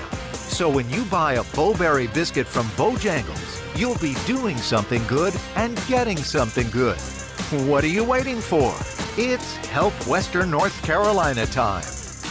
Connection, opportunity, possibility. It's what we all want. Spectrum has built a world where anything is possible. with products and services designed to work better together for a seamless connectivity experience. A connection to family and friends, a connection to education, and a connection to new opportunities. So there's no limit to how big we can dream. That's Life Unlimited. That's Spectrum. Meet Cheryl. Hey. She's on vacation and lost in the moment. Unfortunately, so is her Chase debit card. It's gotta be somewhere. Maybe she lost it at salsa night. These skirts should have pockets. Or maybe she lost it at Pilates. 3 and 2 and... But she's not worried. With the Chase mobile app, she can lock her card till it turns up. Tools that help protect. One bank that puts you in control. Visit chase.com/checking. Chase, make more of what's yours. Chase mobile app is available for select mobile devices. Message and data rates may apply. JP Morgan Chase Bank and a member FDIC. Adam Gold in studio with my man Sammy Hanna, owner-operator of the Aluminum Company of North Carolina. I tell people this all the time. If I am doing a commercial for somebody, I am vouching for who they are and what they do. You guys do great work, but your customer service stands above all the great work that you do. Adam, I truly appreciate that testimonial. And yeah, we try to take pride in our customer service and meet and exceed our homeowners' expectations on all their home improvement needs. Obviously, there's many companies out there that do what we do. If you Google home improvements, Raleigh, you're going to get many, many companies. But you're not going to find too many companies out there that have a 4.9 rating and over 800 Google reviews and over 7,000 Guild quality reviews. It takes a lot of work on our part to make sure we meet and exceed all your expectations on customer service. And we're going to continue to do so because that's why we've been in business since 1961. I have used the Aluminum Company. I have not heard anyone that had anything but incredible things to say about all of you, and that is amazing. That's a testimony to how you guys do it. Aluminum Company of North Carolina, aluminumcompany.com.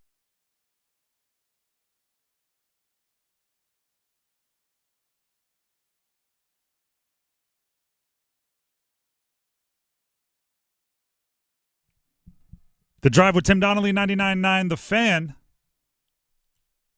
Few little things to update before we get to the podium. One, Mike Garafolo of the NFL Network is reporting that the first trade of the regular season has gone down in the NFL as a defensive tackle named Roy Robertson Harris is being traded from the Jags to the Seahawks.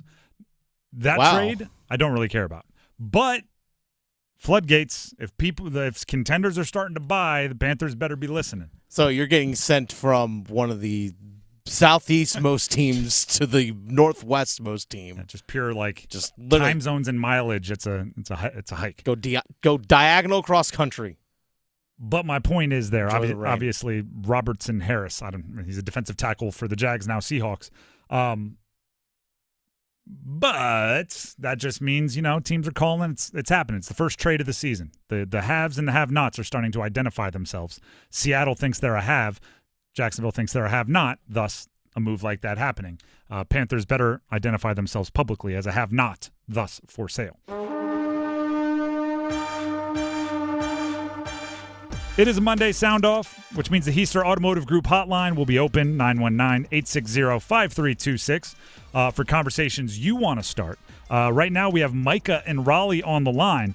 Micah, you want to sound off on the Canes? The floor is yours. Okay. So, yeah, I guess to start, I know I don't want to sound like I'm overreacting because we've only had one game. But honestly, so the topic for me is Brendan Lemieux and kind of the disrespect that he gets on the Canes, or maybe not disrespect, but the lack of playing time. So first of all, obviously Jackson Blake, he's gross. Everyone knows that. But is he really worth a fourth line spot? I mean, I don't even know how much he weighs. I'm going to assume $180.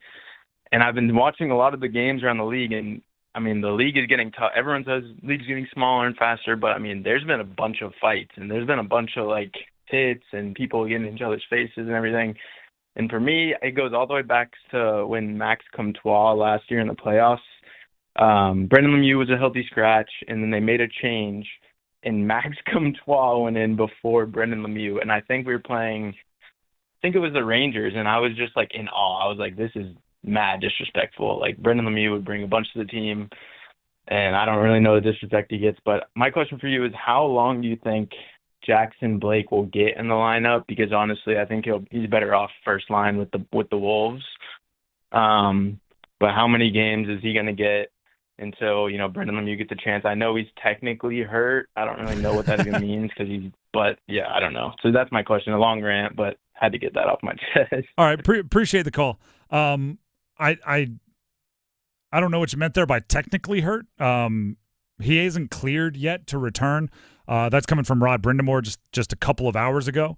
Now, obviously, in hockey, we're not going to get the most detailed injury reports, but I can bring it up here. Walt Ruff, team reporter, 3 hours ago, Rod Brindamore says that Brendan Lemieux, with an undisclosed injury, hasn't been cleared to return just yet, but it doesn't sound like it's too far down the road. So we'll see how that is used. Jackson Blake, listed, I think he's like 5'11", 180, 185, something along those lines. The interesting part that you bring up is you make it seem like the Canes need a little bit of toughness, a little bit of physicality out there, a little edge, a little sandpaper, whatever you want to call it. Grit. Which I think they do. I think there's always room on a hockey team for that. But I also think they need creators. I think they, you get off that first line and it's who's creating the chances. And I think Jackson Blake might be one of those guys. I think you'll see Lemieux at different times throughout the year. But I mean, there's a reason why the guys that create chances get paid a whole bunch of money in the NHL, and the guys that are willing to go out there and break their nose and get bloodied don't get paid as much. It's because one is more difficult to find. If you found it in Jackson Blake, I don't think you take it off, right? And with Blake being in the lineup, he's going to play power play time, and I think he has killed some power plays in his career as well. So he gives you a little bit of versatility in the lineup where Lemieux just doesn't provide that. And by the way, I like Lemieux. I really do as well. I don't want to act like we're piling on here. It's a weird comparison to me to say like we have this veteran tough guy and we have this rookie who's played one game and everyone's excited about his playmaking and go like, geez, this guy, how long does he last until Lemieux gets it's I don't know, it just doesn't seem like a fair comparison to me. I can see the argument though, like, hey, I want to get Jackson Blake more minutes and more time on the puck, and that's why the reason why you send him down to Chicago. That way he's playing 18, 19 minutes a night. I'll listen to that argument 100%. Because to me, that's not a terrible strategy. But I know Rob Brindamore wants to have offensive playmaking down on the fourth line because he views it as 3 scoring lines and then the shutdown line with Jordan Stahl. That's how Rob Brindamore views it. Ironically, who scored the goal? That's Jordan Stahl. There you go. Yep. I'll give you this, and I don't know if this is as widely known, but people we talk to about the team, Jackson Blake has a little edge to him. Oh, he does. He's not a pushover out there just because he's young and maybe a little slender. He'll fight back. I don't know if you want him to all the time. Get pushed around. I don't know if you want him to all the time, but he will fight back. The Drive with Tim Donnelly, 99.9 The Fan. Again, that is Heister Automotive Group Hotline, 919-860-5326. We have Randy and Creedmoor, another caller. This one wants to talk Duke basketball, which might be the best way to handle football season here in the Triangle. Just not saying Duke basketball, but just, the next season. I know football fans hate that joke, but what are you going to do? Randy and Creedmoor, we appreciate the call. What do you want to say about Duke basketball? Hey, thanks so much for taking my call, Tim. Appreciate it. So first, let's clear it down. I'm a big Duke fan, so that's football too. So let's think about some Duke football. But okay. I know I'm about the basketball, but I don't want to undermine the football team because I think it's got some good momentum going. So let's give that praise for that, right? And they're just on a bye. So 5-1. There's just not a ton to talk about. But yes, they are having a really good season. There you go. That's why didn't bring up the football. But yeah, switching to basketball, I'm really excited. I mean, this could be a very, very, very special year for Duke.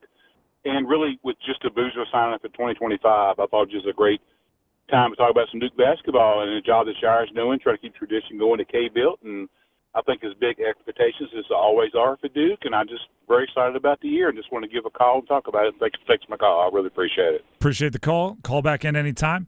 I like the optimism and just like that everyone's looking for a good angle. I feel like 2 weeks ago we had another Monday like this where it seemed like everybody lost and everyone was just calling in angry. Today it's a different vibe. Everybody's calling in like, well, actually we can look from this angle and there might be something positive over here. Yeah, weather's nice. Yeah, just feeling good. Just yeah, exactly, like a nicer little vibe. So I appreciate that from everybody, boosting my spirits. Here's what I'll say. John Shire, and we learned this again on Friday with the Boozer twins, can flat out recruit his tail off. Oh, yeah. And actually, I'll read a text verbatim with somebody I trust in the basketball world. They sent we were talking about the Boozer stuff. I said, Shire can recruit his tail off. Got to prove he can coach in those late game, big game situations. He responded with strategy. Give the ball to Cooper and let people collapse. That was basically what he was saying, that this person I was talking to. Cooper Flagg is going to make coaching decisions easier because he is a force that you will be able to plan around in that you know how defenses are going to have to collapse around him. My favorite part about and then I responded with even just to show you how high this person is on Cooper. I said, got to have 4 shooters around him, which might be tough because Malawash and Proctor aren't always shooters. They responded with, Cooper can throw lobs too. Basically just saying, like, no, this guy's a special talent. And we're talking about Cooper Flagg, by the way. I'm excited for Duke basketball as far as seeing what that talent can be. So but for the caller's optimism, there's reason for it. Duke fans should be excited. The one thing I'll add is there's a lot of new there. There's a lot of new. Even the 2 returners, I don't know how much you can bank on their experience because their experience is with a completely different set of basketball players. Like, they know where the training room is, and they know, like, how to get to the best food spots in Durham, but they don't know how to play with Kamen Malawash or Khan Knipple or any of these incoming freshmen or even the transfers. So there's a lot of new. This is the way, I kind of talked about it earlier, and we'll talk about this more as basketball gets more in the groove and closer.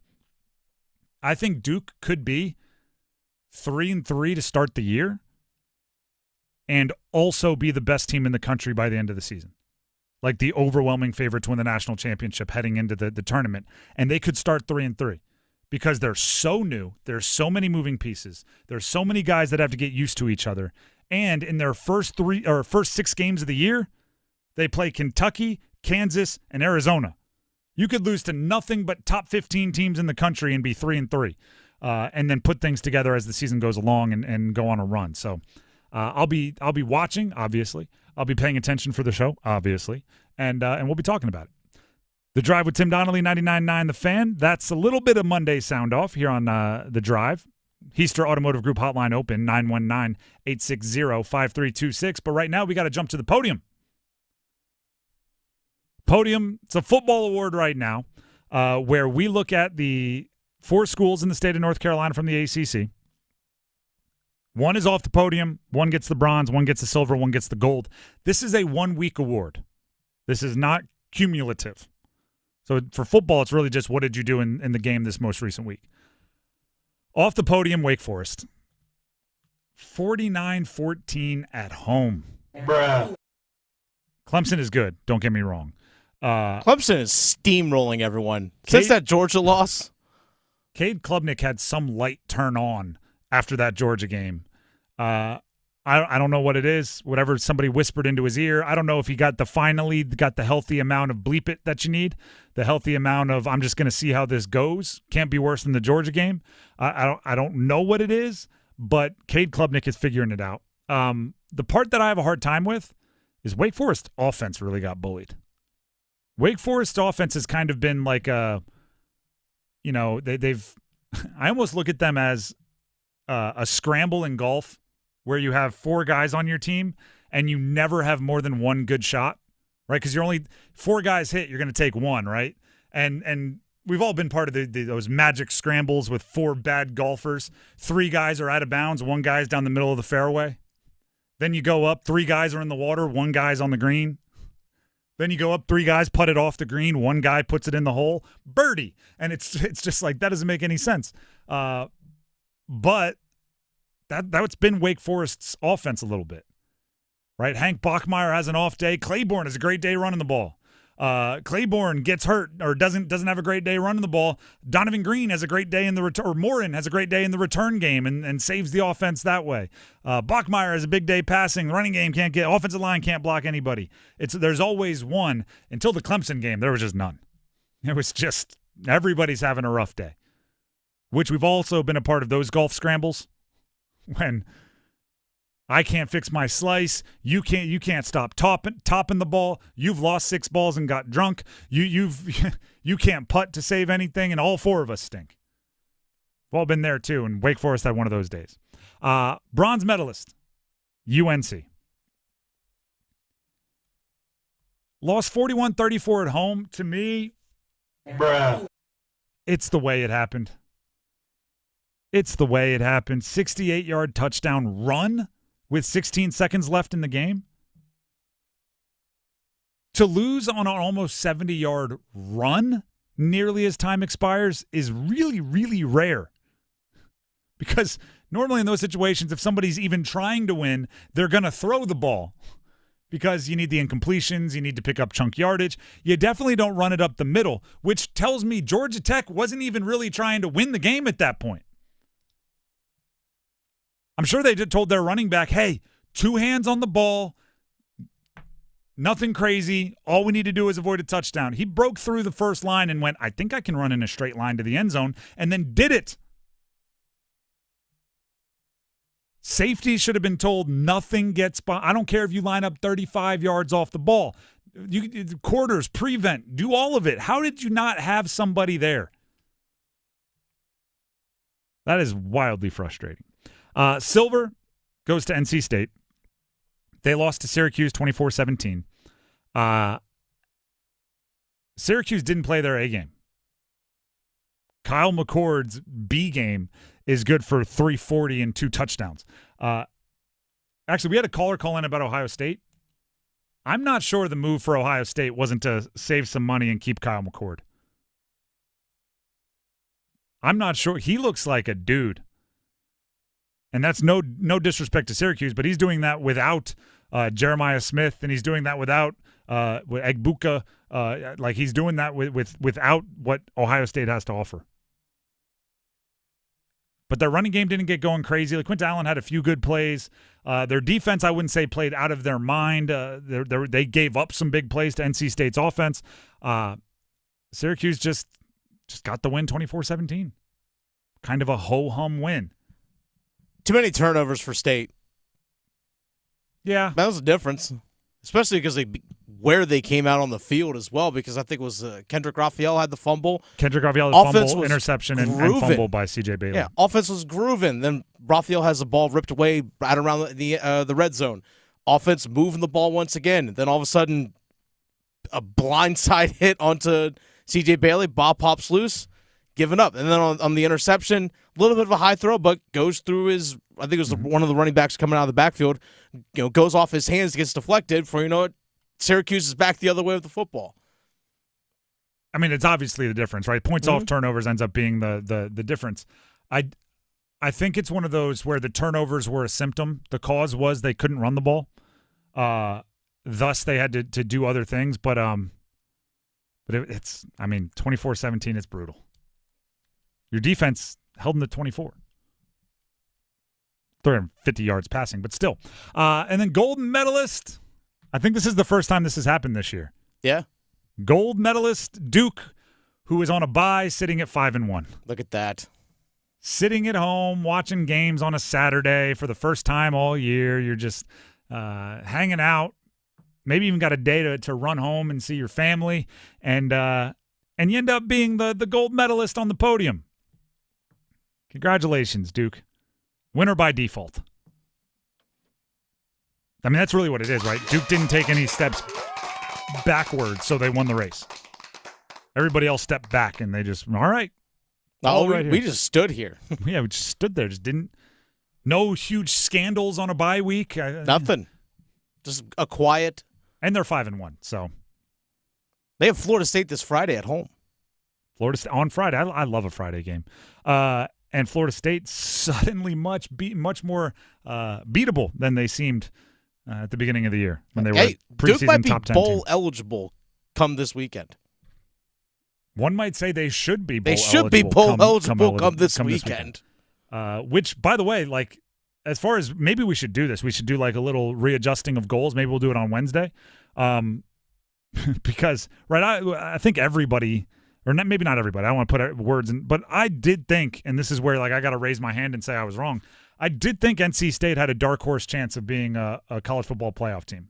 Obviously, the talent that I saw didn't come together in the way that I thought it would. But there's someone on Twitter that wrote, like, State's going to really have to get hot to make the CFP, huh? And I was, good zing. But at the same time, like, Duke, I thought being bowl eligible would be a winning season for them. Like, that's a good season if they got 7 wins. Now you got to kind of evaluate that and say, do they have to get to 8 or 9 wins based on where they are right now to have a successful season? It's a whole different beast. So there's the podium, as you heard us. Off the podium, Wake Forest, bronze UNC, silver NC State, gold Duke on a bye. Let's quickly here go a little bit further into the should we go UNC or NC State here, Dennis? I'll let you choose who gets to wear this one. UNC outdid themselves in chaos. And actually outdid themselves in frustration. Starting how many weeks ago did I say it feels like UNC just needs a normal game? Just a game where Omari and Hampton get a 10-point lead and they get to just ride the running game to shorten the game and make it so Jacoby Criswell's heart rate doesn't have to spike to like 257. Like just a normal game. They can't do it. They can't do it. They had a 20-point lead over Duke. Nope. Felt like it was going to be normal till it wasn't. And then they outdid themselves this week. They did the hard part. Once they tied the game with 44 seconds left. Georgia Tech, as I said, wasn't even trying to run the 2-minute drill to win the game. They were going to run it up the middle and prepare for overtime, and they stumbled into a 68-yard touchdown run by Jamal Haynes. Right, Haynes King, their quarterback, who was built for those moments. I believe if they have him available, if they have him 100%, they probably do try to win the game on that last little drive because he's got moxie. He has a few of those little wonderful, weird, and wild moments in his past. They didn't have that, so they're like, we'll just hand it off and play for overtime. They won the game on accident. How is that not the most chaotic and frustrating thing you're going to deal with? And Mack Brown, after the game, emphasized games are coming down to one play. It's like Duke and Pittsburgh. I mean, we said they're all coming down to a game. They're all coming down to a play. There's a thin line between winning and losing, and this team's had a load put on them. So what we've got to do is just keep getting better. There's a fumble in the first quarter that leads to a touchdown. There's a missed field goal. There's the field goal right before the half where he has the long run where we lose contain. There's a run at the end of the game. I mean, there's so many things we can fix that give us a chance to be a better team and win the last 5 games. Games are coming down to one play. I do think it's you can use that however you want to as like a crafter of narratives. Because part of you goes like, hey, we're like 5 plays away from, winning 5 games. You take 3 or 4 plays, we're, third in the ACC. But also you can look at it and go, how frustrating is that? You make one more play in multiple games, and you win them, and you couldn't come up with one more play. That loss to Georgia Tech will haunt you through the bye week. Because there are a million moments that could have been that one more play. First and goal at the 9. When they eventually got the game-tying field goal with 44 seconds left, prior to that, they had first and goal at the 9-yard line. A touchdown, I believe, wins the game for you. They go incomplete pass, field goal. If Copenhaver, the tight end, catches the one that he probably should have got, I think they win it. Yeah, on third down. If on any of those 3, you get the ball into Omari and Hampton's hands, if you don't want to run the ball because the clock is running, fine. If you throw it to him on a check down or anything, I believe you win the game. If Criswell finds a completion on either of the other 2 misses other than the Copenhaver one, I think you win the game. And that's just one series of 3 plays. You want to go bigger picture? If you save a timeout, so you have a timeout at the end of the game when you usually need timeouts, I believe you win because then you can run the ball with Omari and Hampton, and you don't have to worry about, well, we won't be able to get the field goal unit out there. You could even run the clock down, kick the field goal with almost no time or no time on the clock. Then Georgia Tech doesn't have the ability to almost stumble into a victory before overtime. I shouldn't say win the game. You, at minimum in those situations, get to overtime. It is a brutal loss.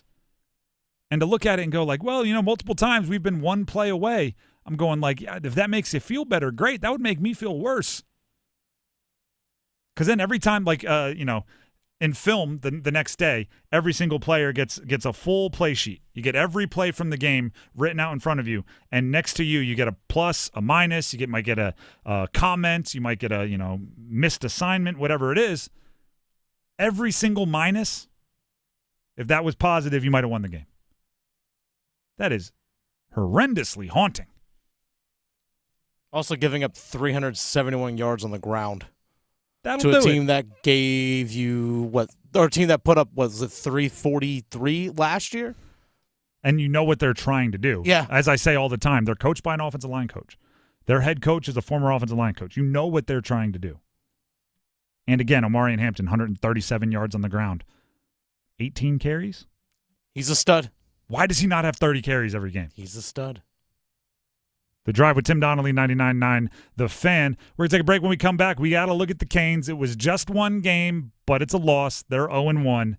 Do we react? Do we overreact? Stick around. Coming up next. Keep pounding. Panther Talk. Panthers Playbook. The Paw Print.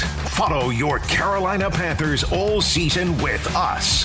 10 seconds. Andy pumps, floats one back to the end zone. Brings it in. Xavier Leggett. He does the horse ride, and the Panthers get the TD. Your home for complete Carolina Panthers coverage. 99.9 The Fan. The Triangle Sports Leader. This is Gordon Miller from Miller Lending in Cary. Now that the Fed has finally begun their path of rate cuts, trying to decide when to finance becomes very challenging. Do I lock now? Do I wait? At Miller Lending, we offer a solution to the question of timing with our popular no closing cost program.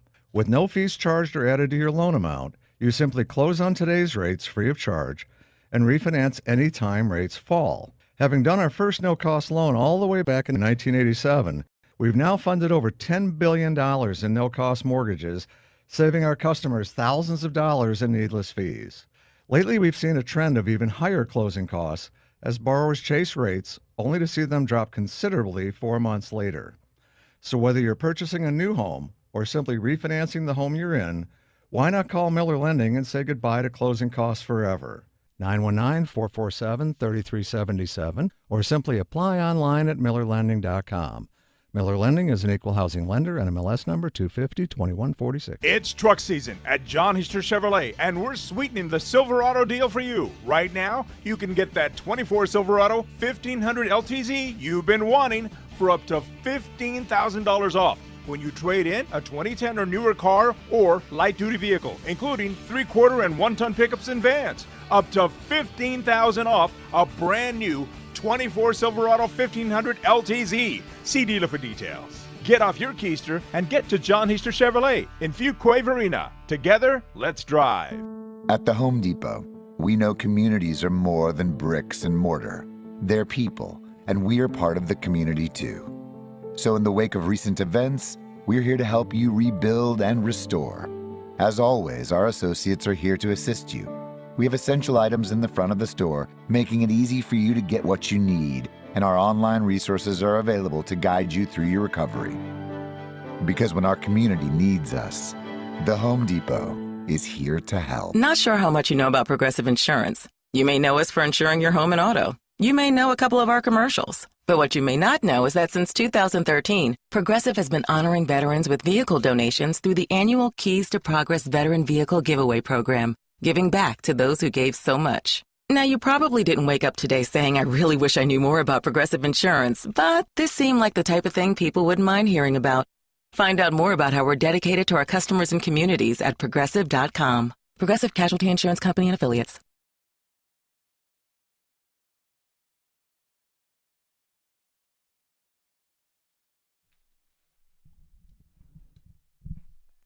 The Drive with Tim Donnelly, 99.9 The Fan. Nobody wanted to call in during a Monday sound-off to say, how about them Mets, huh? That's fair. It's still early. 6-0. They're trying not to jinx it. Still, see, that's the thing. I said this was the plan from the beginning. Wildly overconfident from before the playoffs. That way, if a jinx happened, it's like, no, I had to keep it going because that's what's working. The Drive with Tim Donnelly, 99.9 The Fan. Thank goodness for the Mets, though. And here's why I say that. Okay. Because I'm a fan of the Mets, for those of you that don't know. It gave me something to be happy about this weekend. Gave me something with hope. You mean that 9-0 loss yesterday? Yeah, because it's the NLCS and you're playing the Dodgers, and if you're going to lose, don't lose by 1 and waste all your pitchers. Lose by 9.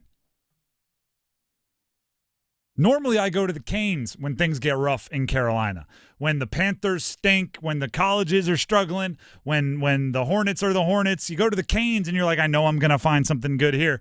And then they lost. The game 1, Friday, 4-1, Tampa. And I went, oh no, where am I going to find my joy? Enter the Mets. Thank you. We should not overreact to one game for the Canes. But at the same time, it's like 100% of the parts we have to judge is game 1, and it does stink. Now 4-1 is worse than it actually was. Kane scored, by the way, awesome goal by Jordan Stahl, set up by Carrier. Hopefully we say that a whole bunch of times this year. Then Tampa got 2 power play goals, which makes it a 2-1 game, but that's competitive. 2 empty netters in the last 3 minutes makes it look bad, like it was a dominant victory, but really it was a pitcher's duel, to use the baseball analogy. Few things I hate about this game. I hate that Jake Gensel got assists on both empty netters, because it's like, no, that's not real, but it kind of counts as real, and I just don't want it to be him. I hate that Kucherov got a 4-point night out of it, because again, it's like, no, you had a good, not that good. Like, it was a good game, but it wasn't that good. Like, you really can't argue it, but I feel like we should be able to argue it. Natural hat trick for the guy. Like, but that isn't what actually happened, even though it is exactly what actually happened. You know what I mean? Like, I just don't like it, but I get it. Here's the only real thing I'm going to take away from that game, because game 1's weird stuff happens. Long season. I do still want the Cane Stars to show up in a game like that. Game 1 is, for lack of a better term, it is bigger than just a regular season game. It's bigger than a normal game. And if there is a knock on the Canes that I am the biggest fan of on this roster, it is that, right? That they're awesome in regular games. And then they haven't quite stepped up enough in the biggest of the big games. Coaches will tell you every game is the same. You treat every game the same. It's simply not true. It's what you strive for. You hope to. You want to make everything routine. But I even catch coaches almost like being hypocritical. When you're playing a bad team, you go, oh, we prepare for every game the same. When you're playing like a big rival, or you have like a primetime game or something, coaches will go like, little extra spice on this one. And I'm like, wait a second, no. It means more. Yeah. It's different. The first game of the year is, for lack of a better term, a big game. You want to get off on the right foot. You know that the home crowd is packed. Everybody's been waiting for it. You want a big game. Aho, 2 shots on goal, no goals. Jarvis, 2 shots on goal, no goals. Fetch, 5 shots on goals, no goal. I want them to want the lights. I want them to want the bigger games. They want to go out there and play their best. The example I always use for this, and it's because I just know the numbers. I have these copy and pasted in my notes app. I want you to be Danny Amendola. I use him just because he's a good example of this. Danny Amendola was a wide receiver for the Patriots. Bounced around the league a little bit, but he's best known for his Patriots run. He's on, actually, I believe he's currently on Dancing with the Stars. That's not a plug. I think that's actually what's happening. I have some stats here for him for regular season versus playoffs versus Super Bowl. He played in 3 Super Bowls. Regular season, in his career, 38 yards per game. Playoffs, 54.5 yards per game. Super Bowl, 92.7 yards per game. Touchdowns per game. Regular season throughout his career, 0.15 touchdowns per game. Playoffs, 0.46 touchdowns per game. Super Bowl, 0.67 touchdowns per game. Now, it's small sample size. I get it. I'm cherry-picking stats here. But I want the Canes stars to be that. I want them to level up in bigger games. I want your Monday Night Football stats to be better than your Sunday at 1 o'clock stats because it feels bigger, and I think that prepares you for runs in the postseason. Am I overlooking into one game? Yeah, probably. But at the same time, like it's not one game. It's a little bit bigger of a game. A little bit. I would have liked to have seen the studs get a little bit more production. It was interesting how he broke up the Natchez Kokaniemi Svetch line about 4 minutes into the game. I was Yeah, I was like, oh, okay. We're doing this already?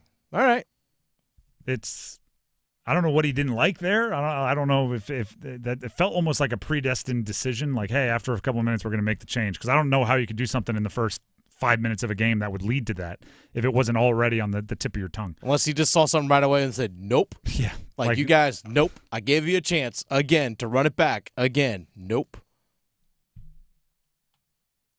But we're not overreacting. Doing my best. We're not. The Drive with Tim Donnelly, 99.9 The Fan. So here's the update on our ladder challenge for those of you that have been tracking. We lost over the weekend on the Canes. We had Canes plus 2.5 and lost on the second empty netter. We got beer leagued. That's Yikes. a beer league goal. I'm going to sit here on the opposite blue line, wait for a puck to float to me just so I can slide it into an empty net. I know. I've seen me do it. Except I miss. Which is a brutal way to lose a game or lose a bet. So here's the thing. We've been trying to find ways where Dennis and I can pick games together. I provide the options. He gives the final say. He provides the options. I give the final say. And it hasn't worked out. It's not.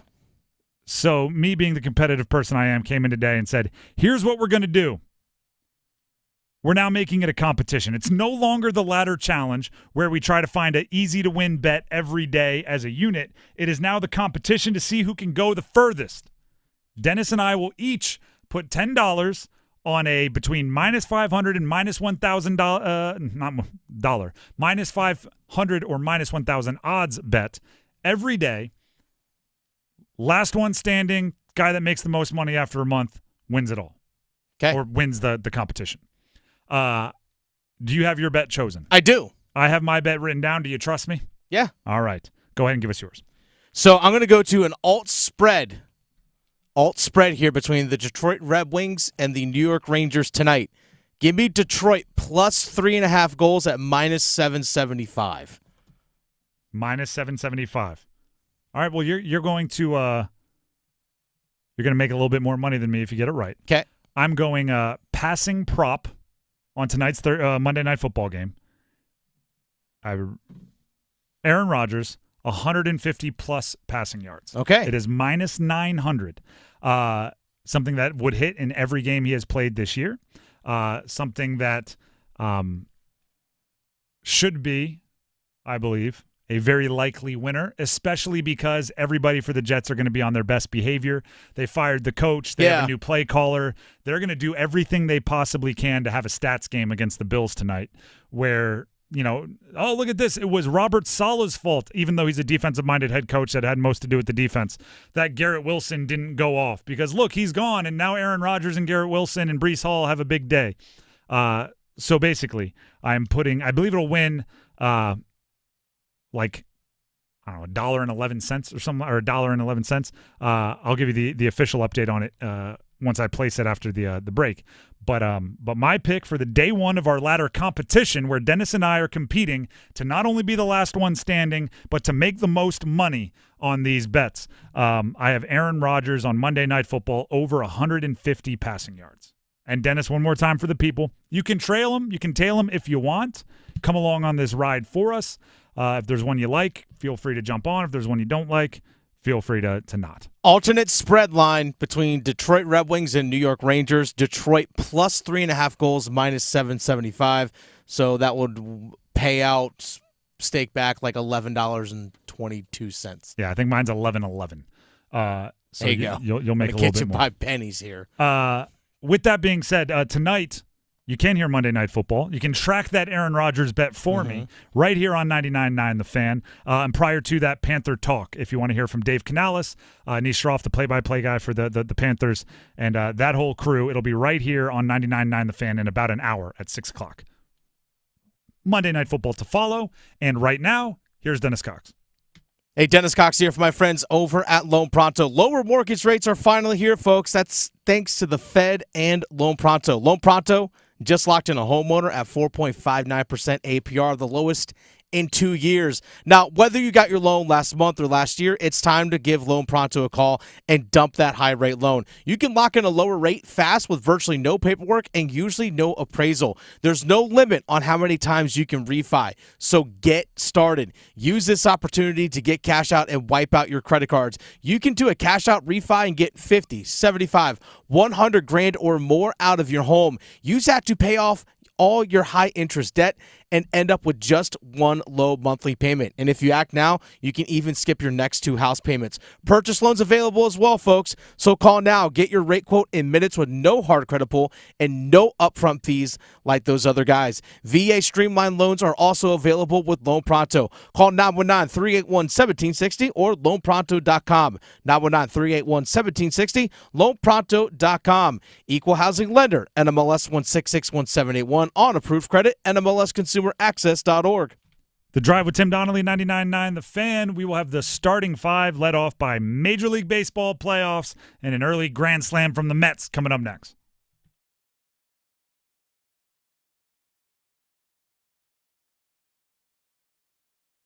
Football is on the menu tonight. Showtime, prime time. And we're dishing up a clash of conferences. Hot dog, man. It's Buffalo and the New York Jets. Dominate on 3, 1, 2, 3, dominate. Pre-game starts at 7:30. Kickoff at 8:15. Put up or shut up time. The NFL on 99.9 The Fan is brought to you by Wake Med. Here we go. 99.9 The Fan, the Triangle Sports leader. Monday night, you gotta feel it.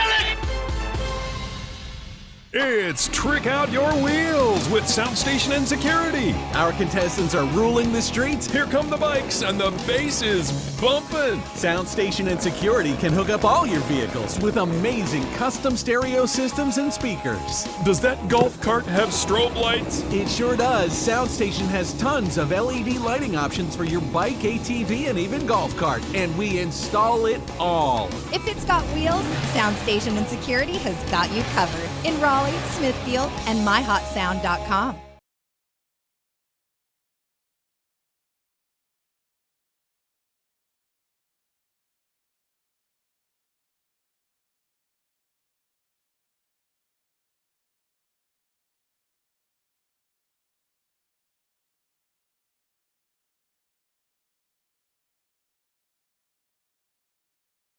This season, get premium tech that inspires joy from Dell Technologies. Bring projects to life with the XPS 16. It delivers supercharged processing for enhanced productivity and freedom to express yourself. Performance-class Dell PCs with Intel Core Ultra processors deliver a dedicated engine to help accelerate AI. Enjoy free shipping, Dell rewards, and expert support. When you get a Dell PC with AI, it gives back. Shop now at Dell.com/deals.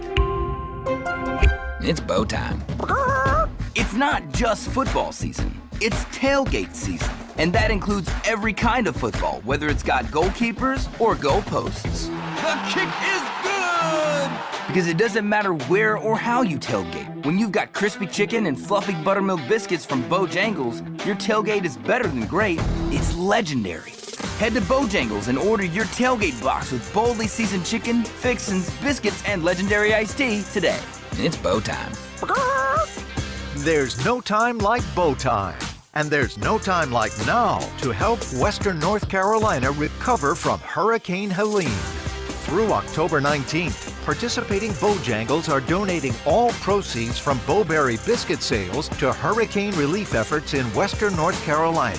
So when you buy a Bowberry biscuit from Bojangles, you'll be doing something good and getting something good. What are you waiting for? It's Help Western North Carolina time. This hour of the Triangle Sports Leader is powered by Ritchie Law Firm, North Carolina's injury lawyers. Visit GotBrian.com. That's GotBrian.com.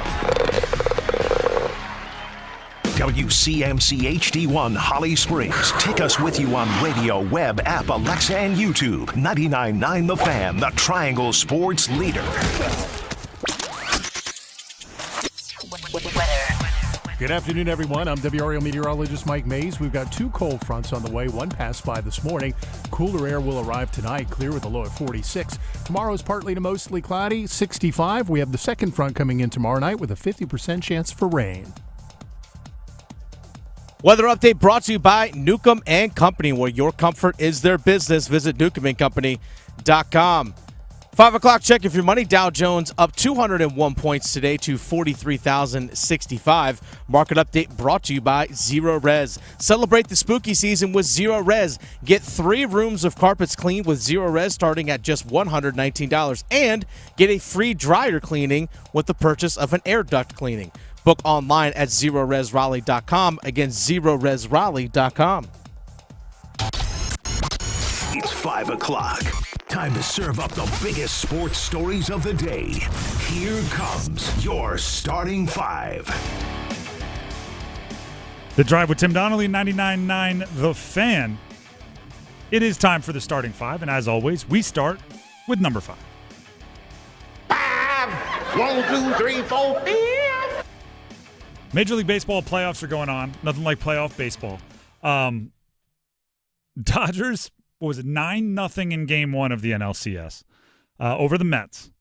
Now the Mets are ahead 6-0 in the top of the third in Game 2, which actually, after the previous round that we had where it seemed like there were just exciting series and games constantly, I hope this doesn't become like one of those competitive series that are never competitive in games where it's like you blow us out, we blow you out, you blow us out, we blow you out. All right, cool. We got some games coming down here that mean something.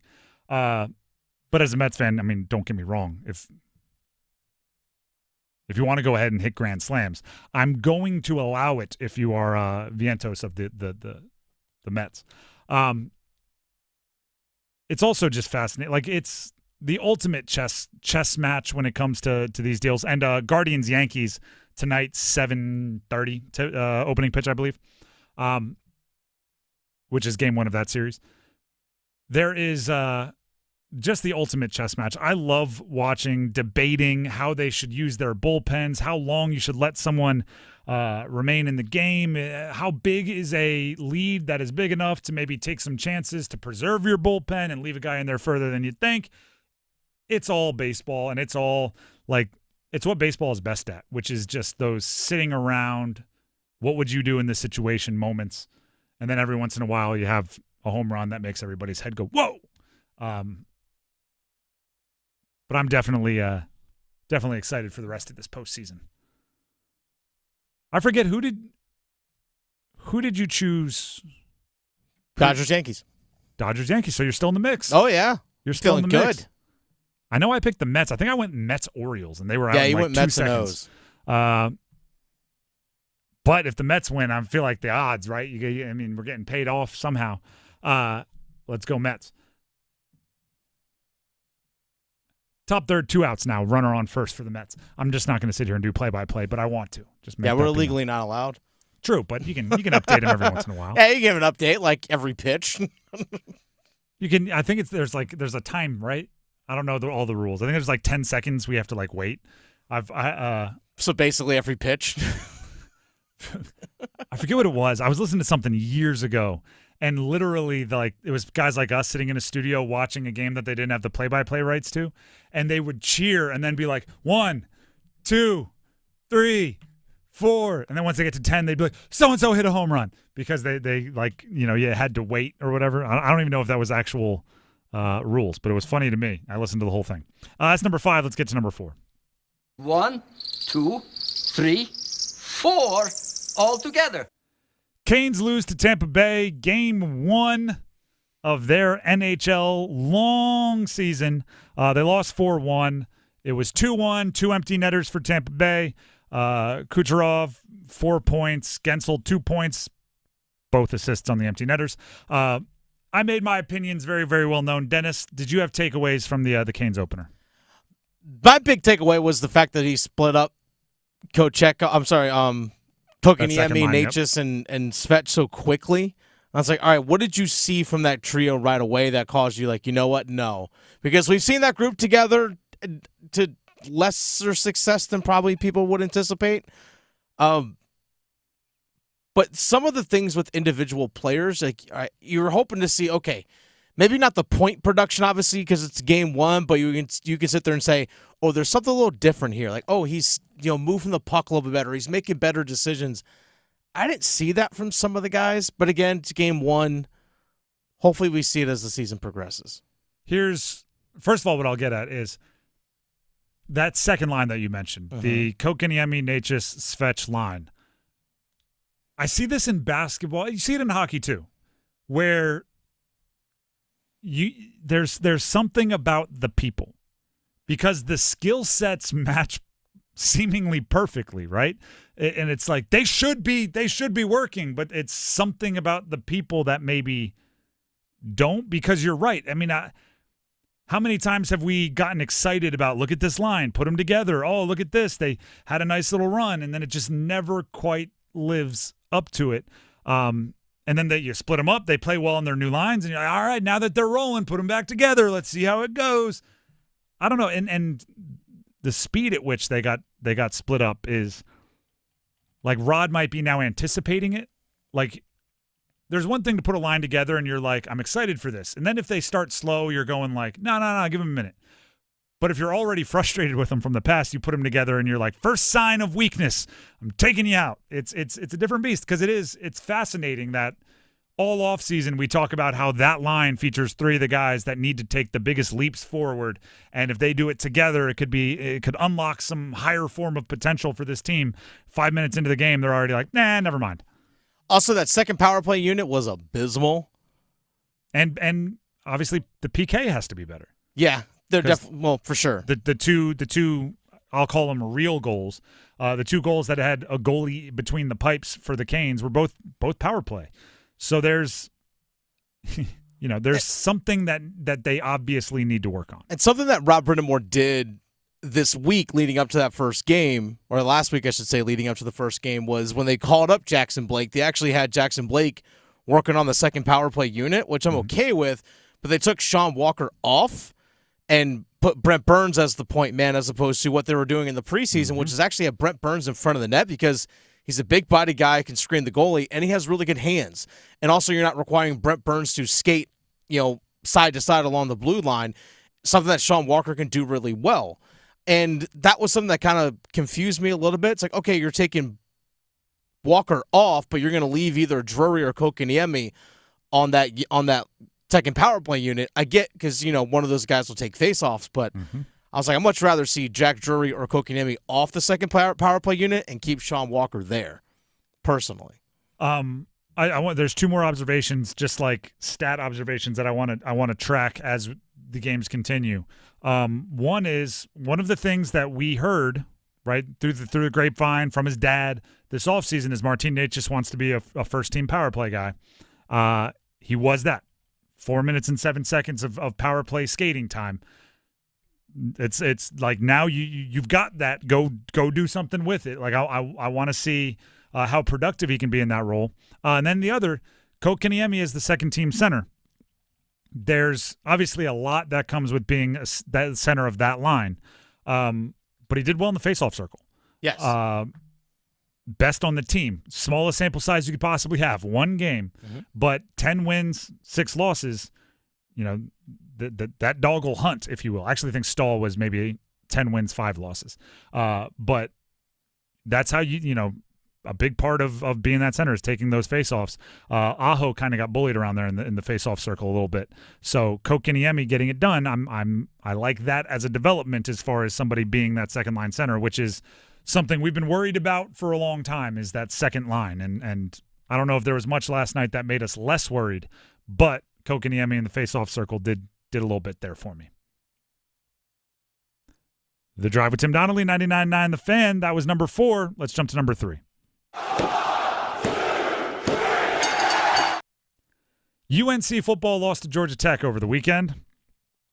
It was a brutal loss. We've talked about it quite a bit today. 68-yard touchdown run from Jamal Haynes of Georgia Tech with 16, 18 seconds, whatever it was, left on the clock. Ends up winning the game after UNC kicked a field goal to tie it with 44 seconds left. Brutal way to lose. Mack Brown right here emphasizes that their games, they're not blowouts. They keep coming down to one play. It's like Duke and Pittsburgh. I mean, we said they're all coming down to a game. They're all coming down to a play. There's a thin line between winning and losing, and this team's had a load put on them. So what we've got to do is just keep getting better. There's a fumble in the first quarter that leads to a touchdown. There's a missed field goal. There's the field goal right before the half where he has the long run where we lose contain. There's a run at the end of the game. I mean, there's so many things we can fix that give us a chance to be a better team and win the last 5 games. Here's the issue I have, and we haven't talked about this guy nearly enough. The UNC games do seem to keep coming down to 1 or 2 plays at the end of the game. How do you not have, in those moments, the ball in Omarion Hampton's hands every single time? Every single time. It's the basketball thing of like, are you really going to give it to Kobe? The defense knows it's like, yeah, you know what? Kobe with 2 hands in his face shooting a game winner is better than Rick Fox with none, and no disrespect to Rick Fox. But I'm just saying, like, you got to dance with who brought you. And it does seem like a lot of times in these games there's an opportunity to put it on Omarion Hampton's shoulders. And for some reason, they don't give him the ball as often in, say, the fourth quarter as they do in the first quarter. I don't know how many different ways, how many different kind of angles, different stats I can bring up to say the dude is good. Like, really good. What is it, 19 carries, 137 yards. First and goal at the 9. Maybe you're a little reluctant to run the ball. I don't see why. Right? You like run the ball on first down at 1st and 9. Hustle to the line of scrimmage, have like whatever you call it.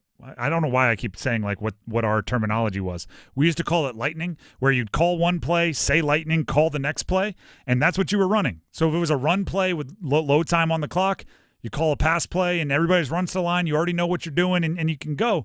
It's a way to allow yourself to run the ball in moments where you don't have timeouts. Then you can throw it, and obviously if it's complete, cool, touchdown. If it's not, it's incomplete, clock stops, you're good. There's, like, go out of your way to make the game decided by Omarion Hampton. That's my advice to you. And nobody will complain about that. Right? It's the basketball thing. Oh, Michael Jordan missed a lot of game winners too. I'm like, yeah, but none of his teammates left going, man, I wish we wouldn't have had it in Michael Jordan's hands. It's Omarion Hampton, nobody's going to say, darn, you really tried to force it to Omarion Hampton. He's that good. He had a 71-yard run, by the way. He did. No one's ever going to complain that your best player has the ball. Exactly. I feel like they've had opportunities to decide games late, and for whatever reason, maybe they're outthinking themselves, and we've all been there, right? Like, we could give it to Omarion Hampton, but everyone's expecting us to give it to Omarion Hampton. So let's throw it. And it's like, I get you. I hear you. I see the logic. Sometimes just give it to Omarion Hampton. Sometimes.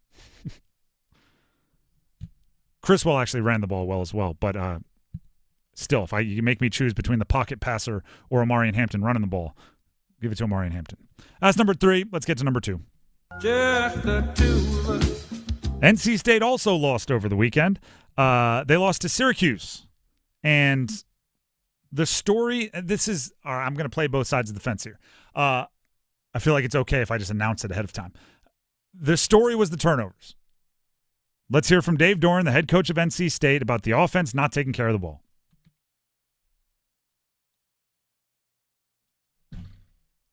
Dave Doeren on the turnovers. Talk about it every week, and the guys know it. And we got to do a better job believing it. It's the most important thing on the whole field is the ball. There's a reason they named the game after it, and we're not coveting the ball enough on offense. And obviously they did a better job of that than we did with their offense compared to ours and their defense compared to ours. So that was the game. And 3 times we just marched right down the field, did a really good job moving the football, converted on those 3rd downs, made some plays. And each time we got down there, it was a different player. And so, we got to get back to protecting the football. That's how you win games. Here's what I say here's what I mean when I say I'm kind of playing both sides of the fence. Turnovers are never okay, right? It is 100% Denzel Washington and Remember the Titans, right? Your blockers have nothing to do with you holding on to my football. How many feet are in a mile, Petey? Like it is that. But at the same time, if you're forced into playing a true freshman quarterback, and you're forced into playing a true freshman quarterback without much of a run game of anything to speak of, I think you have to budget in some freshman mistakes. CJ Bailey, I believe, has been the biggest bright spot for NC State this year. Like, he had a no-joke good game. He threw for 330 yards, 2 touchdowns, ran 7 times for 28 yards in a game that you needed him to do all of that. He made some really nice-looking throws, too. And even, I know he missed on a couple deep balls. Mm-hmm. The way it popped out of his hand, and you could see it just, the kid can spin it. And sure, he'll learn, when Dakari Collins gets behind the entire defense, you can put a little bit of touch on it and let him run underneath it, especially because you have the arm strength to really put it out there and let him run underneath it. You'll learn that. But, the misses are ones where I'm like, ooh, there's something there. But I do think you have to budget in, where you throw it a little hot and high to a wide receiver so the ball gets tipped up and intercepted. You have to budget those in when you're playing him in the situation you're playing him. If you could go, and you'll appreciate this reference, Dennis, if you could go full Ben Roethlisberger rookie year, where you're just like, listen, man, turn the ball and hand it over a bunch of times to running backs that are pretty darn good. Let the defense handle it. Throw away everything if you don't like it. And then complete a couple passes to Hines Ward. That's one thing. But if you're looking at him going, listen, man, our defense might give up 350 through the air. Our running game isn't really going to help you much. And we kind of need you to carry the offense. You're going to have to budget in some wish he didn't do that. And if they end up being turnovers, and he turned it over once on the blindside hit, and he turned it over once on the, as I said, the hot and high throw, and is tipped up and intercepted. If you budget those in, you realize we're going to have to win the game anyway with those. To point to the turnovers, and the Raphael one is less of a forgiven because it's a veteran running back in a plus situation where you should expect points. I get that. But to then just point to the turnovers is that's the reason. I'm looking at it going, was the plan really to have the freshman play completely and totally mistake-free football while giving him very little of a running game to help? Because if that's the plan, you got to have 7 plan B, C, D, E, F, because it's just there's not many freshmen that'll do that. Unless you are giving them the Ben Roethlisberger rookie year thing where plan number 1 is just don't make the big mistake. That can't be the plan for CJ. CJ has to make plays to win the game. He can't just be along for the ride with a really good defense and running game. But yes, turnovers are unacceptable, and they're always unacceptable. See what I'm doing there? I'm doing both sides. That's number 2. Let's get to number 1. The one! Panthers lose to Atlanta. Bruh. Do you know what's one of the most annoying things that every college coach has gotten really into in the last 5, 6, 7 years? This is every football coach at every level saying the term complementary football. Because complementary football is just, in my estimation, good football. It's like, well, when the defense plays well, they get turnovers and set the offense up, and then they score. That's complementary football. Yeah. And when the offense plays well, they're out there for a long time, and that gives the defense time to rest, and that's complementary football. And I'm going like, that's just good football. I don't know when it became complementary. For as long as football has been football, the offense and the defense, like, they go to different meeting rooms. They practice differently. A lot of times they're on different practice fields. They come together just to scrimmage. But in very obvious ways, they can impact how the other plays. And right now, what is very obviously happening is the Panthers' defense is negatively affecting the Panthers' offense. They are, I believe, making the play caller and Dave Canales not depend on the run as much as he would like to. I would say he should do it anyway. Chuba Hubbard has been wildly efficient and was wildly efficient again on Sunday.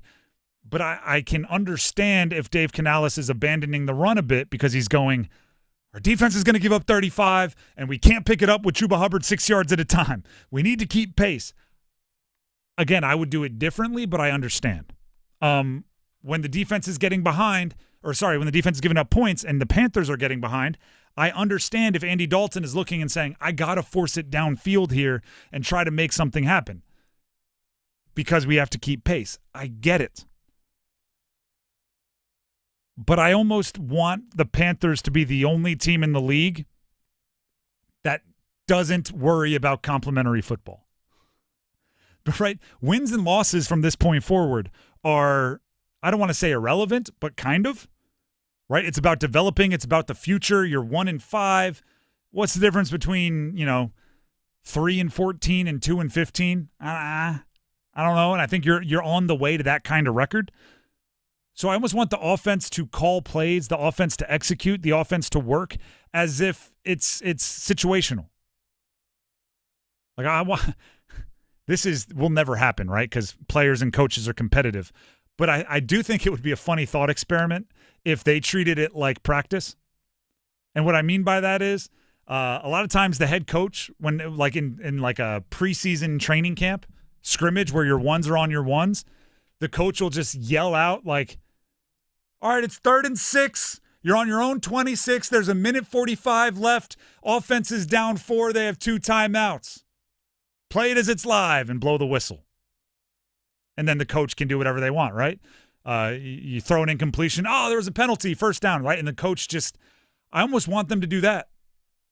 Where it's like, all right, you're down 14 in the second half. But I don't want you to abandon the run because that's the way our offense works best. So let's pretend we're down 4. And if it takes a long time, if it like the win, the loss, I get it. It'll never happen.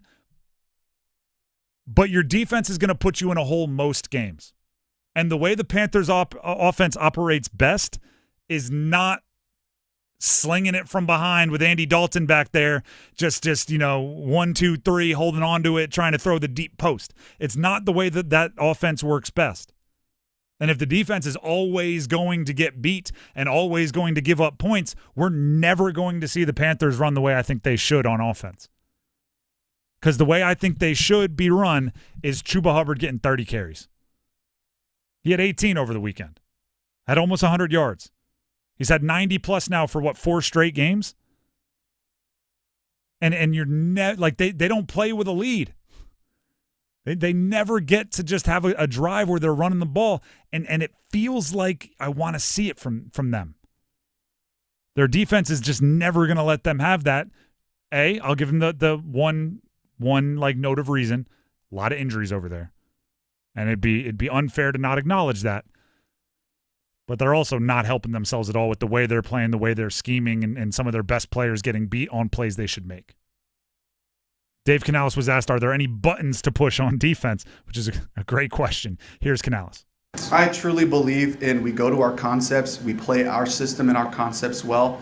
Guys got to fit together. We got to play team defense and stop the plays that are there to stop, and I truly believe that. Ajero believes it, and we're going to go right back to the film. We're going to watch it. We're just going to attack the fundamentals and the basics because that's what we got. If we can just make the story as simple as that, can we get better at our fundamentals, just the basics of what we're doing and how we fit in different type of run styles. And that's the challenge for us, is just to keep taking that next step and improving our football. Yeah, I don't necessarily see it. I don't know if hey, run fits are the problem. I think the run fits are the problem because you're getting pushed out of your way by bigger and stronger and more talented offensive linemen. There's something to be said for I know what gap I'm supposed to be in, coach. What do you want me to do with that? Be there. I had this happen in high school basketball. This happened to me a bunch. I wasn't the fleetest of foot, but I was a decent athlete, so a lot of times I was guarding the other team's best player. There were a couple quick guys where coach is like, move your feet, stay in front of them. And I'm looking at him going, aware of what I'm supposed to be doing, coach. His feet move faster. Yes, 100%. We're on the same page of what should be happening here. I think you should plan to have some help defense behind me. That's all I'm saying. We should have a rim protector. I could foul. You want me to foul? I'll grab him. I could do that. I'm bigger than he is. He's fast. I think that's part of what's going on with this Carolina defense. Coach, 100% aware of which gap I'm supposed to be occupying. The issue is he keeps pushing me out of the gap I'm supposed to be occupying. What do you want me to do with that, coach? I think we should have a linebacker also fill the same gap. It's sometimes the talent, you're getting beat. It's there were guys that had Tyler Algier bottled up in the open field only to end up on their back as Tyler Algier kept running. Happens to the best of them. Happens to the not best of them even more often. The Drive with Tim Donnelly, 99.9 The Fan. I hate to put it so bluntly, but what are you going to do? Let's go ahead and get to the numbers game. Let's get a winner on this show. We have a $25 gift card brought to you by Sammy's Tap and Grill. This is a gift card for Sammy's Tap and Grill. Home of the Pittsburgh watch parties for every pro football game, located at 2235 Avent Ferry Road in Raleigh. $25 gift card goes to the winner of the numbers game. You want to win the numbers game? You got to play the numbers game. To play, you have to call in right now. 919-860-5326. That's 919-860-5326. Numbers game coming up next. We're kicking it this fall with college football. Join 99.9 The Fan all season long and catch your favorite teams in action. The ACC, the SEC, and every conference that matters. You'll find the best matchups here. The Blue Devils up 21-20, and they got their arms reaching for that bell. College football on 99.9 The Fan is brought to you by Wake Med, Sammy's Tap and Grill, and Roofworks. You go into your shower feeling, but as soon as you reach for the Irish Spring, your day immediately gets better. That crisp, fresh, unmistakable Irish Spring scent zings your brain and awakens your senses. So when you finally emerge from the shower, 37 minutes later, because you pay the water bill so you can stay in there as long as you want, you're ready to take on the day. And smell great doing it. Irish Spring Body Wash and Bar Soap. Fresh, green, Irish. Shop now at Walmart. The final shot at the Championship 4 comes down to a track that's been here from day one. Martinsville. NASCAR Playoffs weekend at Martinsville Speedway. November 1st through the 3rd. Get your tickets now at martinsvillespeedway.com. Breaking news, and this one is almost unbelievable. Yeah, it's all about new customers at Bet365 because they get $200 in bonus bets when they bet $5. And even better, bonus bets can be used on the spread, totals, and player props. There you have it. Bet $5 to get $200 in bonus bet. And see why. It's never ordinary at Bet365. Gambling problem? Call 1-877-718-5543 or visit morethanagame.nc.gov. Terms and conditions apply. Meet Cheryl. Hey. She's on vacation and lost in the moment. Unfortunately, so is her Chase debit card. It's gotta be somewhere. Maybe she lost it at salsa night. These skirts should have pockets. Or maybe she lost it at Pilates.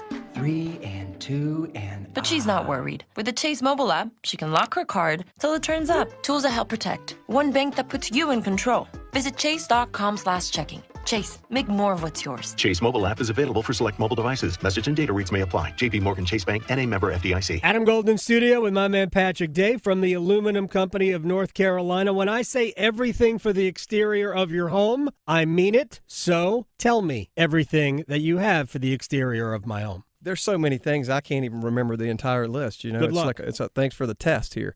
But windows, doors, siding, roofing, gutters, gutter guards, railings, you name it. We have the exterior home improvement you're looking for. The main thing is we're a one-stop shop, right? So you don't have to call 2 or 3 different contractors if you need your roof done and you need your windows done. You can call one company and have it all done. I like that. French doors. French doors. I like French doors. I can't speak French, but I like French doors. Can I tell you, back in the day, you guys did French doors and every window in a home I used to own. Well, thank you for your business. It was incredible. Can I also tell you that it was done in like 2 days? Is that even possible? It is possible. How do you guys do work that fast?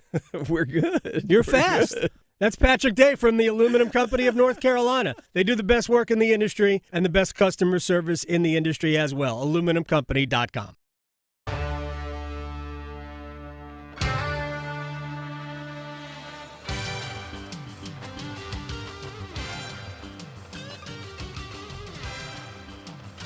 The Drive with Tim Donnelly, 99.9 The Fan. It is time to play the numbers game. The prize for today, a $25 gift card to Sammy's Tap and Grill, home of the Pittsburgh watch parties for every pro football game, located at 2235 Avent Ferry Road in Raleigh. The contestants, let's try that again. The contestants for today are James in Morrisville and John in Cary. We'll start with James in Morrisville. As always, we ask a question to see who goes first. And on Monday, it's usually this question. James, what was the highlight of this past weekend for you? But because we're a sports show, keep it sports related. So what's the sports highlight of your past weekend? Well, I got a parlay riding on the New York Liberty to win the title. So them evening the series was pretty good for me. Got a parlay riding on the New York Liberty to win. That is... Well, that's an answer. I'll tell you what that is. That is definitely an answer. I like it. James, we'll see if that gets you to go first. Brings us to John and Cary. John, are you there? Yes. All right. What was the sports highlight of your past weekend? Could be anything. It just has to be sports related. Despite my friends rooting for them, Ohio State losing to Oregon. Any reason why you were anti-Ohio State with your friends rooting for them? Yeah, I'm a Michigan State fan, and we hate Ohio State almost as much as Michigan does, but people just don't know about it. All right. So, Dennis, there's no real local angle here. Which answer do you like better? This is a tough one. I'm actually probably going to go with James in Morrisville on this one because he's actively rooting for someone to win, in which they did, which benefits him. Mm-hmm. John's like, yeah, I just don't like them. John could have spun it as the Oregon win, but instead he spun it as the Ohio State loss. All right. Which I know our boss, Paul Ihander, proud Oregon grad, very happy. Wore some gear today. Yeah, he did. Wore some gear today. As he should. Yeah, I mean, to the winner goes the spoils. Mm-hmm. I'm big on that. Talk your trash. So that means James in Morrisville gets to go first, but John, don't worry. You'll have your chance. Just sit on the line and wait a little bit. James, are you there? Yes, sir. All right. The categories that you get to choose from are NFL mid-October birthdays, NFL North Carolina-born players, Baseball Hall of Famers in honor of the playoffs, and NHL Canes and Whalers only. Let's go for the mid-October birthdays for the NFL. All right. These are all NFL players born in the middle part of October. I will give you the team and the player. Give me the jersey number as quickly as you can. 30 seconds on the clock. One pass if you need it. Any questions before we get started? No, I don't think so. All right. Your time will start when you hear the horn. Jerry Rice, San Francisco 49ers. 80. Correct. Kenneth Walker III, Seattle Seahawks.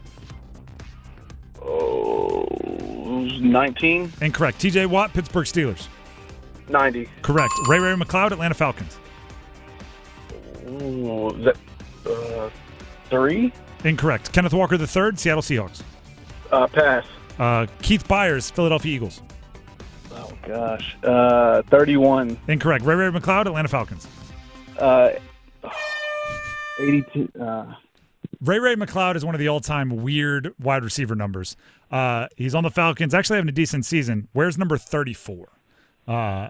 Every time he makes a catch in a game, I think it's like a wild play to Tyler Algier or something. I'm just like, is it running back 50 yards downfield? Kenneth Walker III with the Seahawks wears number 9. So you were close. Your first guess was 19. And Byers with Philly, for those of you playing at home, we'd accept 41 or 42.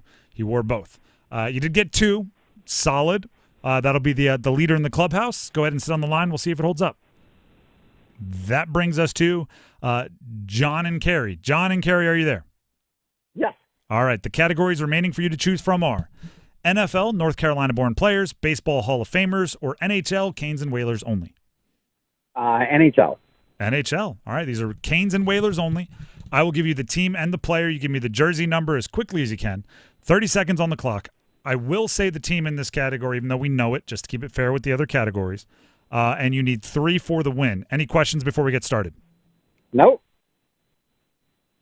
All right. Your time will start when you hear the horn. Brent Burns, Carolina Hurricanes. 5. Incorrect. Michael Bunting, Carolina Hurricanes. 33. Incorrect. Brent Burns, Carolina Hurricanes. 8. Correct. James Reimer, Carolina Hurricanes. 42. Incorrect. Michael Bunting, Carolina Hurricanes. Pass. Manny Malhotra, Carolina Hurricanes. 5. Incorrect. James Reimer, Carolina Hurricanes. 41. Incorrect. Michael Bunting, Carolina Hurricanes. 31. Incorrect. You got Burns, Brent Burns with the 8. Michael Bunting last year with the Canes did wear number 58. James Reimer with the Canes wore number 47. And Manny Malhotra, 22 was the number for Manny there. Unfortunately, the 1 is not enough for the win, but hopefully you had some fun playing. Yes. All right, and if you need something to fall back on, Ohio State did still lose this weekend, so enjoy that. And the Lions killed Dallas, which is even better. They did that as well. That's funny. Appreciate the call in and hopefully, like I said, you had some fun. James in Morrisville, I know you had some fun because you are the winner. Congrats. Thanks, guys. Go ahead and stay on the line. Dennis has some info he needs to get from you to make sure you get your prize, but you are the winner. Well earned. Appreciate that. You're welcome. That is a $25 gift card to Sammy's Tap and Grill, home of the Pittsburgh watch parties for every pro football game, located at 2235 Avon Ferry Road in Raleigh. That was the prize given out there. I don't like. I to be completely fair to everybody here, I don't know what about this is funny, but something happened just a couple of minutes ago that is making me laugh. NC State Athletic Director Boo Corrigan sent an email out to Wolfpack fans and students this afternoon. This according to Corey Smith, Pack Pride. Basically just thanking them for showing up. Selling out every home game in football, which is 20 straight capacity crowds, showing up for the Dukes Mayo Classic in Charlotte, setting a new attendance record for the volleyball team, eclipsing 3,000 fans at a men's soccer match for the first time since 2011. The athletic director thanking fans for showing up, it's good. You should be thankful. You should be grateful for fans. I'm not knocking that. The timing of it does seem a tiny bit humorous to me. After your coach asked fans to show up and get loud and help on third downs, and you did that and you lost anyway. I'm talking football. To then turn around and be like, "Thank you," though. I'm probably being too hard. I'm probably being too negative. But I also want to throw this out there. I'm not sure there's anything you could say at this point that's going to make the sting hurt less. Like this football season, it's a rough one. It's a rough one. And maybe I contributed by building up expectations in the preseason because I did think they were going to be a much better team than they were this year. But sometimes it's like no matter what you say, you're just going to make it sting worse. Like, thank you for showing up. It's like, no, don't thank me. Or if I'm a big State fan and I gave money and I show up and I'm loud and I gave money to the collective and it's like, appreciate it. It's like, no, I didn't. No, don't say thank you. Say we're going to get better and I'm as angry as you are. I don't know. Again, I don't know if there's anything that could be said right there, but there's something a little humorous about it to me. Yeah, when I was leaving the game, myself and our boss Paul Ihander, we were coming down from the press box, early fourth quarter when a lot of people were leaving in that game. There were a lot of anti-Dave Doran chants on some things that we can't say on air, and it wasn't just like a couple of people, and it was over a lot of, let's say, the fan base that at least that we heard. I mean, the vocal fan base. I'm not saying this is how all of them feel. But you could hear the people, let's just say, that were very much upset with how things are going this year with NC State football. And again, rightfully so. You expected a team to get 10 wins. You expected that. And you know what? We talked about it before the season. Hey, you know what? With all the moves that you made this offseason with the transfer portal and the guys that you brought in, we're holding you to that high standard, much like we talked about last season with UNC. Hey, the standard for you was higher. Yep. And this year for NC State, the standard was higher. And guess what? You haven't lived up to it. And we've talked about this throughout as well. The money element makes it different. It does. It changes everything. When you ask for money and people give it to you, that comes with expectations. I've used many examples in the past, but when you get money from people, they're going to be more angry if they don't get what they want. The Drive with Tim Donnelly, 99.9 The Fan. Tim Donnelly here for Window Nation. First of all, Justin came into my house from Window Nation, gave the full demonstration. But there's some things you can do even by yourself, right? If you want to truly test your windows, you need to call Window Nation. You need to get one of the window experts into your house. They'll bring heat lamps. They'll bring fancy, it's something more fancy than a thermometer, so you can put it right on the outside of your window, fire the heat lamp, and see how much of that heat is getting out your windows and through the insulation and everything. If you want the full gamut, you got to do that. But if you want to do some checks yourself, go ahead and test drive your windows right now. It's a good time of year to do it. When we have one of these unseasonably warm days, open all your windows. Open it. Close it. Does it open correctly? Does it stay open? Is it sticky? Is it hard? Do you see condensation or leaks? Are the windows moldy? Are there any cracks in the sealant, in the caulking? Pay attention to it. Take notes, right? Living room, left window, And then when we have one of those unseasonably cold days or an unseasonably cold night, go do it again. See how your windows perform in different weather. You might just recognize, ooh, we need to do something about this. And then, to your benefit, call up Window Nation, because right now, buy 2 windows, get 2 windows free. Plus, pay nothing with no interest for 2 full years. There's no limit to how much you could save on the buy 2, get 2 deal. And then on top of that, you never have to worry about it again because they come with lifetime warranties. They can install your new windows in 1 day or less, and suddenly the test driving process becomes more fun. Right? You're going to check to see if your windows open and close correctly. You're not going like, oh, am I going to have to get new windows? You're just going, oh, am I going to have to call Window Nation? Because of the lifetime warranty, right? That helps out a lot. Window Nation, give them a call, 866-90-NATION to set up your own in-home, no obligation, completely free consultation and estimate. 866-90-NATION or visit windownation.com to schedule. Once again, that is windownation.com to schedule now. Drake Maye started over the weekend in the NFL. Talking about why those UNC expectations were so high last year. It's because he had that guy at quarterback, and he showed some of that in the NFL. Break down his debut coming up next. Hey, Carolina Panthers fans, it's Dennis Cox from 99.9 The Fan. For all the inside information on your team, join me and my co-host, WRAL TV's Chris Lee, for our podcast, Panthers Playbook, presented by Carolina Ford Dealers. In every episode, we'll keep you up to date on your Panthers, and we'll do it with access only we can provide. Locker room insight, exclusive interviews, and in-depth looks at every Panthers game. Follow and subscribe to Panthers Playbook wherever you discover your favorite podcasts or watch on YouTube.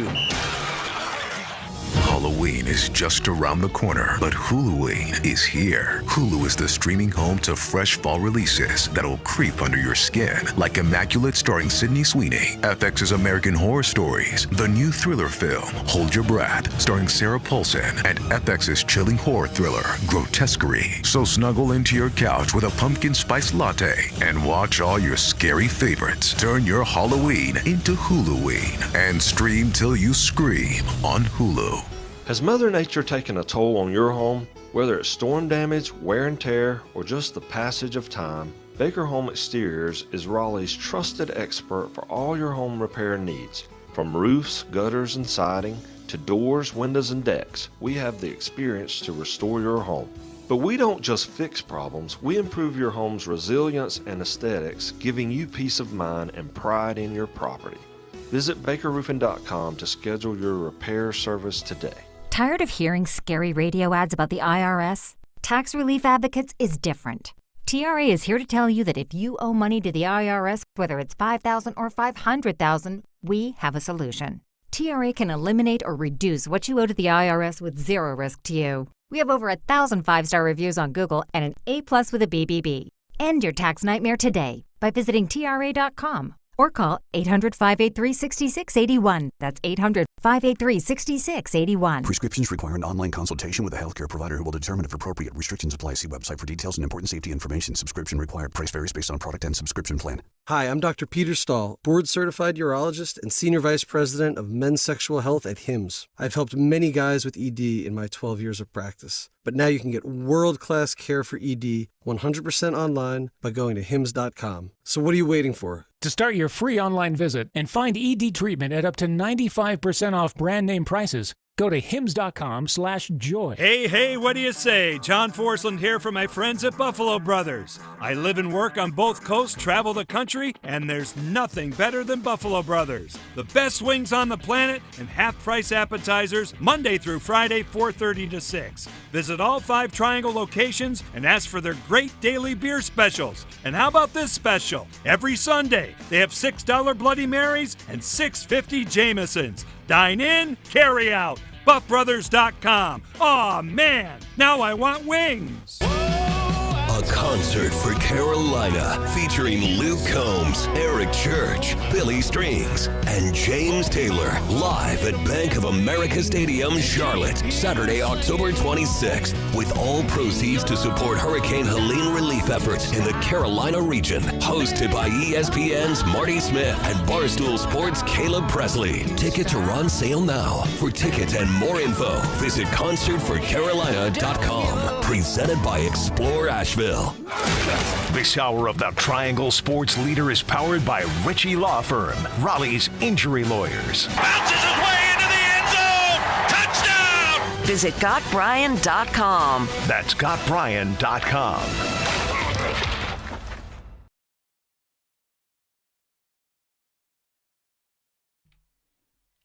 The Drive with Tim Donnelly, 99.9 The Fan. Any specific reason for this music coming out of break? No. All right, just changing the vibe a little bit. Drake Maye showed why you play him against Houston. Drake Maye started for the Patriots in his first game. It was not all pretty. In his first start, I should say. It was not all pretty. It was not all glorious. It showed why you play him. He brings something to that team that the veterans they've had as of late simply don't. And he's athletic enough to, for the most part, protect himself. I thought he made good decisions on deciding to run. I thought he made good decisions on deciding to protect himself. He went 20 for 33 passing for 243 yards, 3 touchdowns, 2 interceptions. So, like I said, the ups and the downs. Also ran 5 times for 38 yards, lost a fumble, and took 4 sacks for 34 yards. Ups and downs. Had it all. But the flashes, man. According to Next Gen Stats, I've been spending a lot of time on Next Gen Stats recently.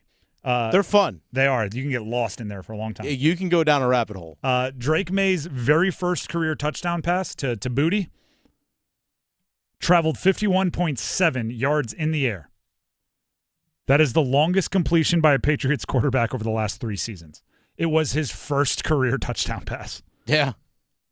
That's what I'm getting at here. Gerard Mayo, their head coach, on what he saw from Drake Maye's first start. I thought he showed a lot of poise. I thought he went out there and controlled the huddle, got those guys out of the huddle, and once again made some plays. And it's definitely encouraging.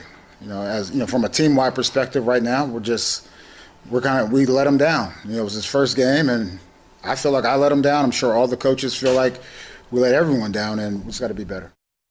The solid remarks from the head coach. I don't know if Gerard Mayo's always been a Drake Maye helper, but positive, and I agree with what he said there. Drake Maye, after the game, reflected on his first start in the NFL. They scored on the first possession, so it puts a little pressure on you. I think it's always a little pressure when they score first and make it 7-0. So just settle down and trust the guys around me. And, you got to be able to run the football a little bit too. I think, we preach that. And, run the football in this league is how you help. And getting in, third and long too much, I feel like, today. And it starts with me and, making better throws and decisions on first and second down. The offense wasn't good. It's not a good offense, and they're hurt. But he looked like a good quarterback on a bad offense, which is all I ask of those highly drafted quarterbacks early in your career is look like you have something, and he did. And more importantly, he got better as he settled in during both halves. As the first 5 drives, punt, interception, punt, punt, punt. That's pretty rough. That's not great. Not great. People probably going, I don't know about this guy. Then that 40-yard touchdown pass with less than a minute left in the half to make it 14-7 going into half. Those are the plays you need, like the poise, the it factor, the X factor of your quarterback to make. To have a bad half and somehow find a way to go in down a touchdown? Stick around. Maybe you figure it out. That's good. First 3 drives of the second half. Maye fumbled. Bad. Punt. Then Hooper, the tight end, fumbled. Bad. From that point on, touchdown pass, super unlucky interception. It was supposed to be just a generic swing pass, and the defender ricocheted it 20 feet in the air, like a hard left, and it fell right into somebody's lap. First play of the drive, too. Then the next one, touchdown drive, punt, end of game.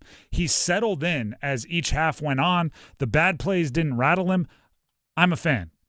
I've been a fan of his since college. I really liked what he was doing, particularly from a physical ability standpoint and a moxie standpoint at UNC. But the moment wasn't too big for him. There wasn't that rattled nature that you see from some young guys. Was it the best thing in the world? No. Is he Jaden Daniels out there? Jaden Daniels has been like an MVP candidate from the first game he took over. No. But there was more good than bad, and I think that roster around him isn't great. There were a few times I told Dennis this off air. I think they signed their center like a week ago because David Andrews got hurt. So they're mixing and mashing up there on the offensive line. This is what I think their cadence was, right? Like Downset Hut. I think it was Drake going, "Is everybody set? Is everybody ready? All right, on 3. 1, 2, 3. Snap it." Because there were multiple plays where the defensive line got a better jump off the line than the offensive line. They were like, I just don't think they had enough continuity, chemistry, new quarterback, new center, new this, new that, bunch of young guys out there. Their backup running back because their starter was hurt. Like, I don't think they had enough vets out there to go like, hey guys, let's go on 2, which seems simple, but if you don't have chemistry, it's brutal, and you don't want to risk backing up and being behind the sticks on the full start. So there were a lot of points where the cards were stacked against him, and he just kept finding a way. I wouldn't say to win. I wouldn't say to make the offense efficient, but he kept finding ways to look like a good quarterback. And I consider the eye test so wildly important on top picks at quarterback early in their career. Because they're all going to have the excuses. It's impossible not to compare him to the Bryce Young situation. Bryce Young had all the excuses, had all the reasons. Last season, well, the offensive line was bad. The receivers aren't getting open. The play calling was inconsistent. On and on and on. He's young. On and on and on and on. But I think in our heart of hearts, we were all watching going, it doesn't look like if those things were better around him, he would be playing a whole heck of a lot better. And I'll admit it, right? You don't want to say that about a player, so maybe you tuck that opinion away off to the side and you don't come out and go like, yeah, I get that the offensive line is bad, but is there something there that makes you think if the offensive line is better, he's going to play better? I do think through one game, small sample size, don't want to overreact, Drake Maye looked like someone that if you improve the stuff around him, he'd take advantage of it. By the end of the game, he figured out Pop Douglas was the guy to feed, and he was getting him the ball. Now, if you get him, maybe a number 1 wide receiver, you get him maybe Ramondre Stevenson back and healthy, you get him a more veteran offensive line, I could watch and go like, yeah, maybe he would be turning in a winning effort. For the meantime, all I know is this. The physical ability that he showed is something that the Patriots have not had at that position in a while. I mean, maybe you say Cam Newton had a little bit of it, but that was late career Cam Newton. In his very first game as a starter, he completed the longest pass in the air of a Patriot in the last 3 years. You'd expect him to get better. You hope. The Drive with Tim Donnelly, 99.9 The Fan. Now that I did all that waxing poetic, next week he'll throw 17 interceptions on his first 18 passes. The Drive with Tim Donnelly, 99.9 The Fan. Back me up, Drake. And everybody else back me up by calling Capital Financial Advisory Group. Tim Donnelly here for Capital Financial, and of course that means Coach Pete. Talking of young guys that need coaching, you need development, you need advice. In a lot of ways, all of us in the financial world, we're rookies. We don't know, right? I'm a radio guy. You might be some other industry. Coach Pete is the one that can coach us towards our financial retirement. So go see Coach Pete and ask about how he can protect your gains, maximize your retirement income without giving up money on the back end, right? Without making it at risk, without setting you up for potential failure. They do it all at Capital Financial Advisory Group. So give them a call at 800-691-3215 or text Tim to 600-700. Again, 800-691-3215. Let them know I sent you. Or you can just text my name, Tim, T-I-M, to 600-700. Coming up next here on 99.9 The Fan, not on the Drive, we have Panther Talk, where they're going to hear from Dave Canales and talk everything that was the weekend loss to Atlanta for Carolina. Monday Night Football later today. Enjoy that. Tomorrow we have a full action-packed show as usual. So be back at 3 o'clock here on 99.9 The Fan for that. We're looking forward to it. I believe the Canes play tomorrow. So we'll preview that one. Until then, have a great night. Move your sports day forward. The Panthers can't finish. I agree with that in terms of Dave Canales.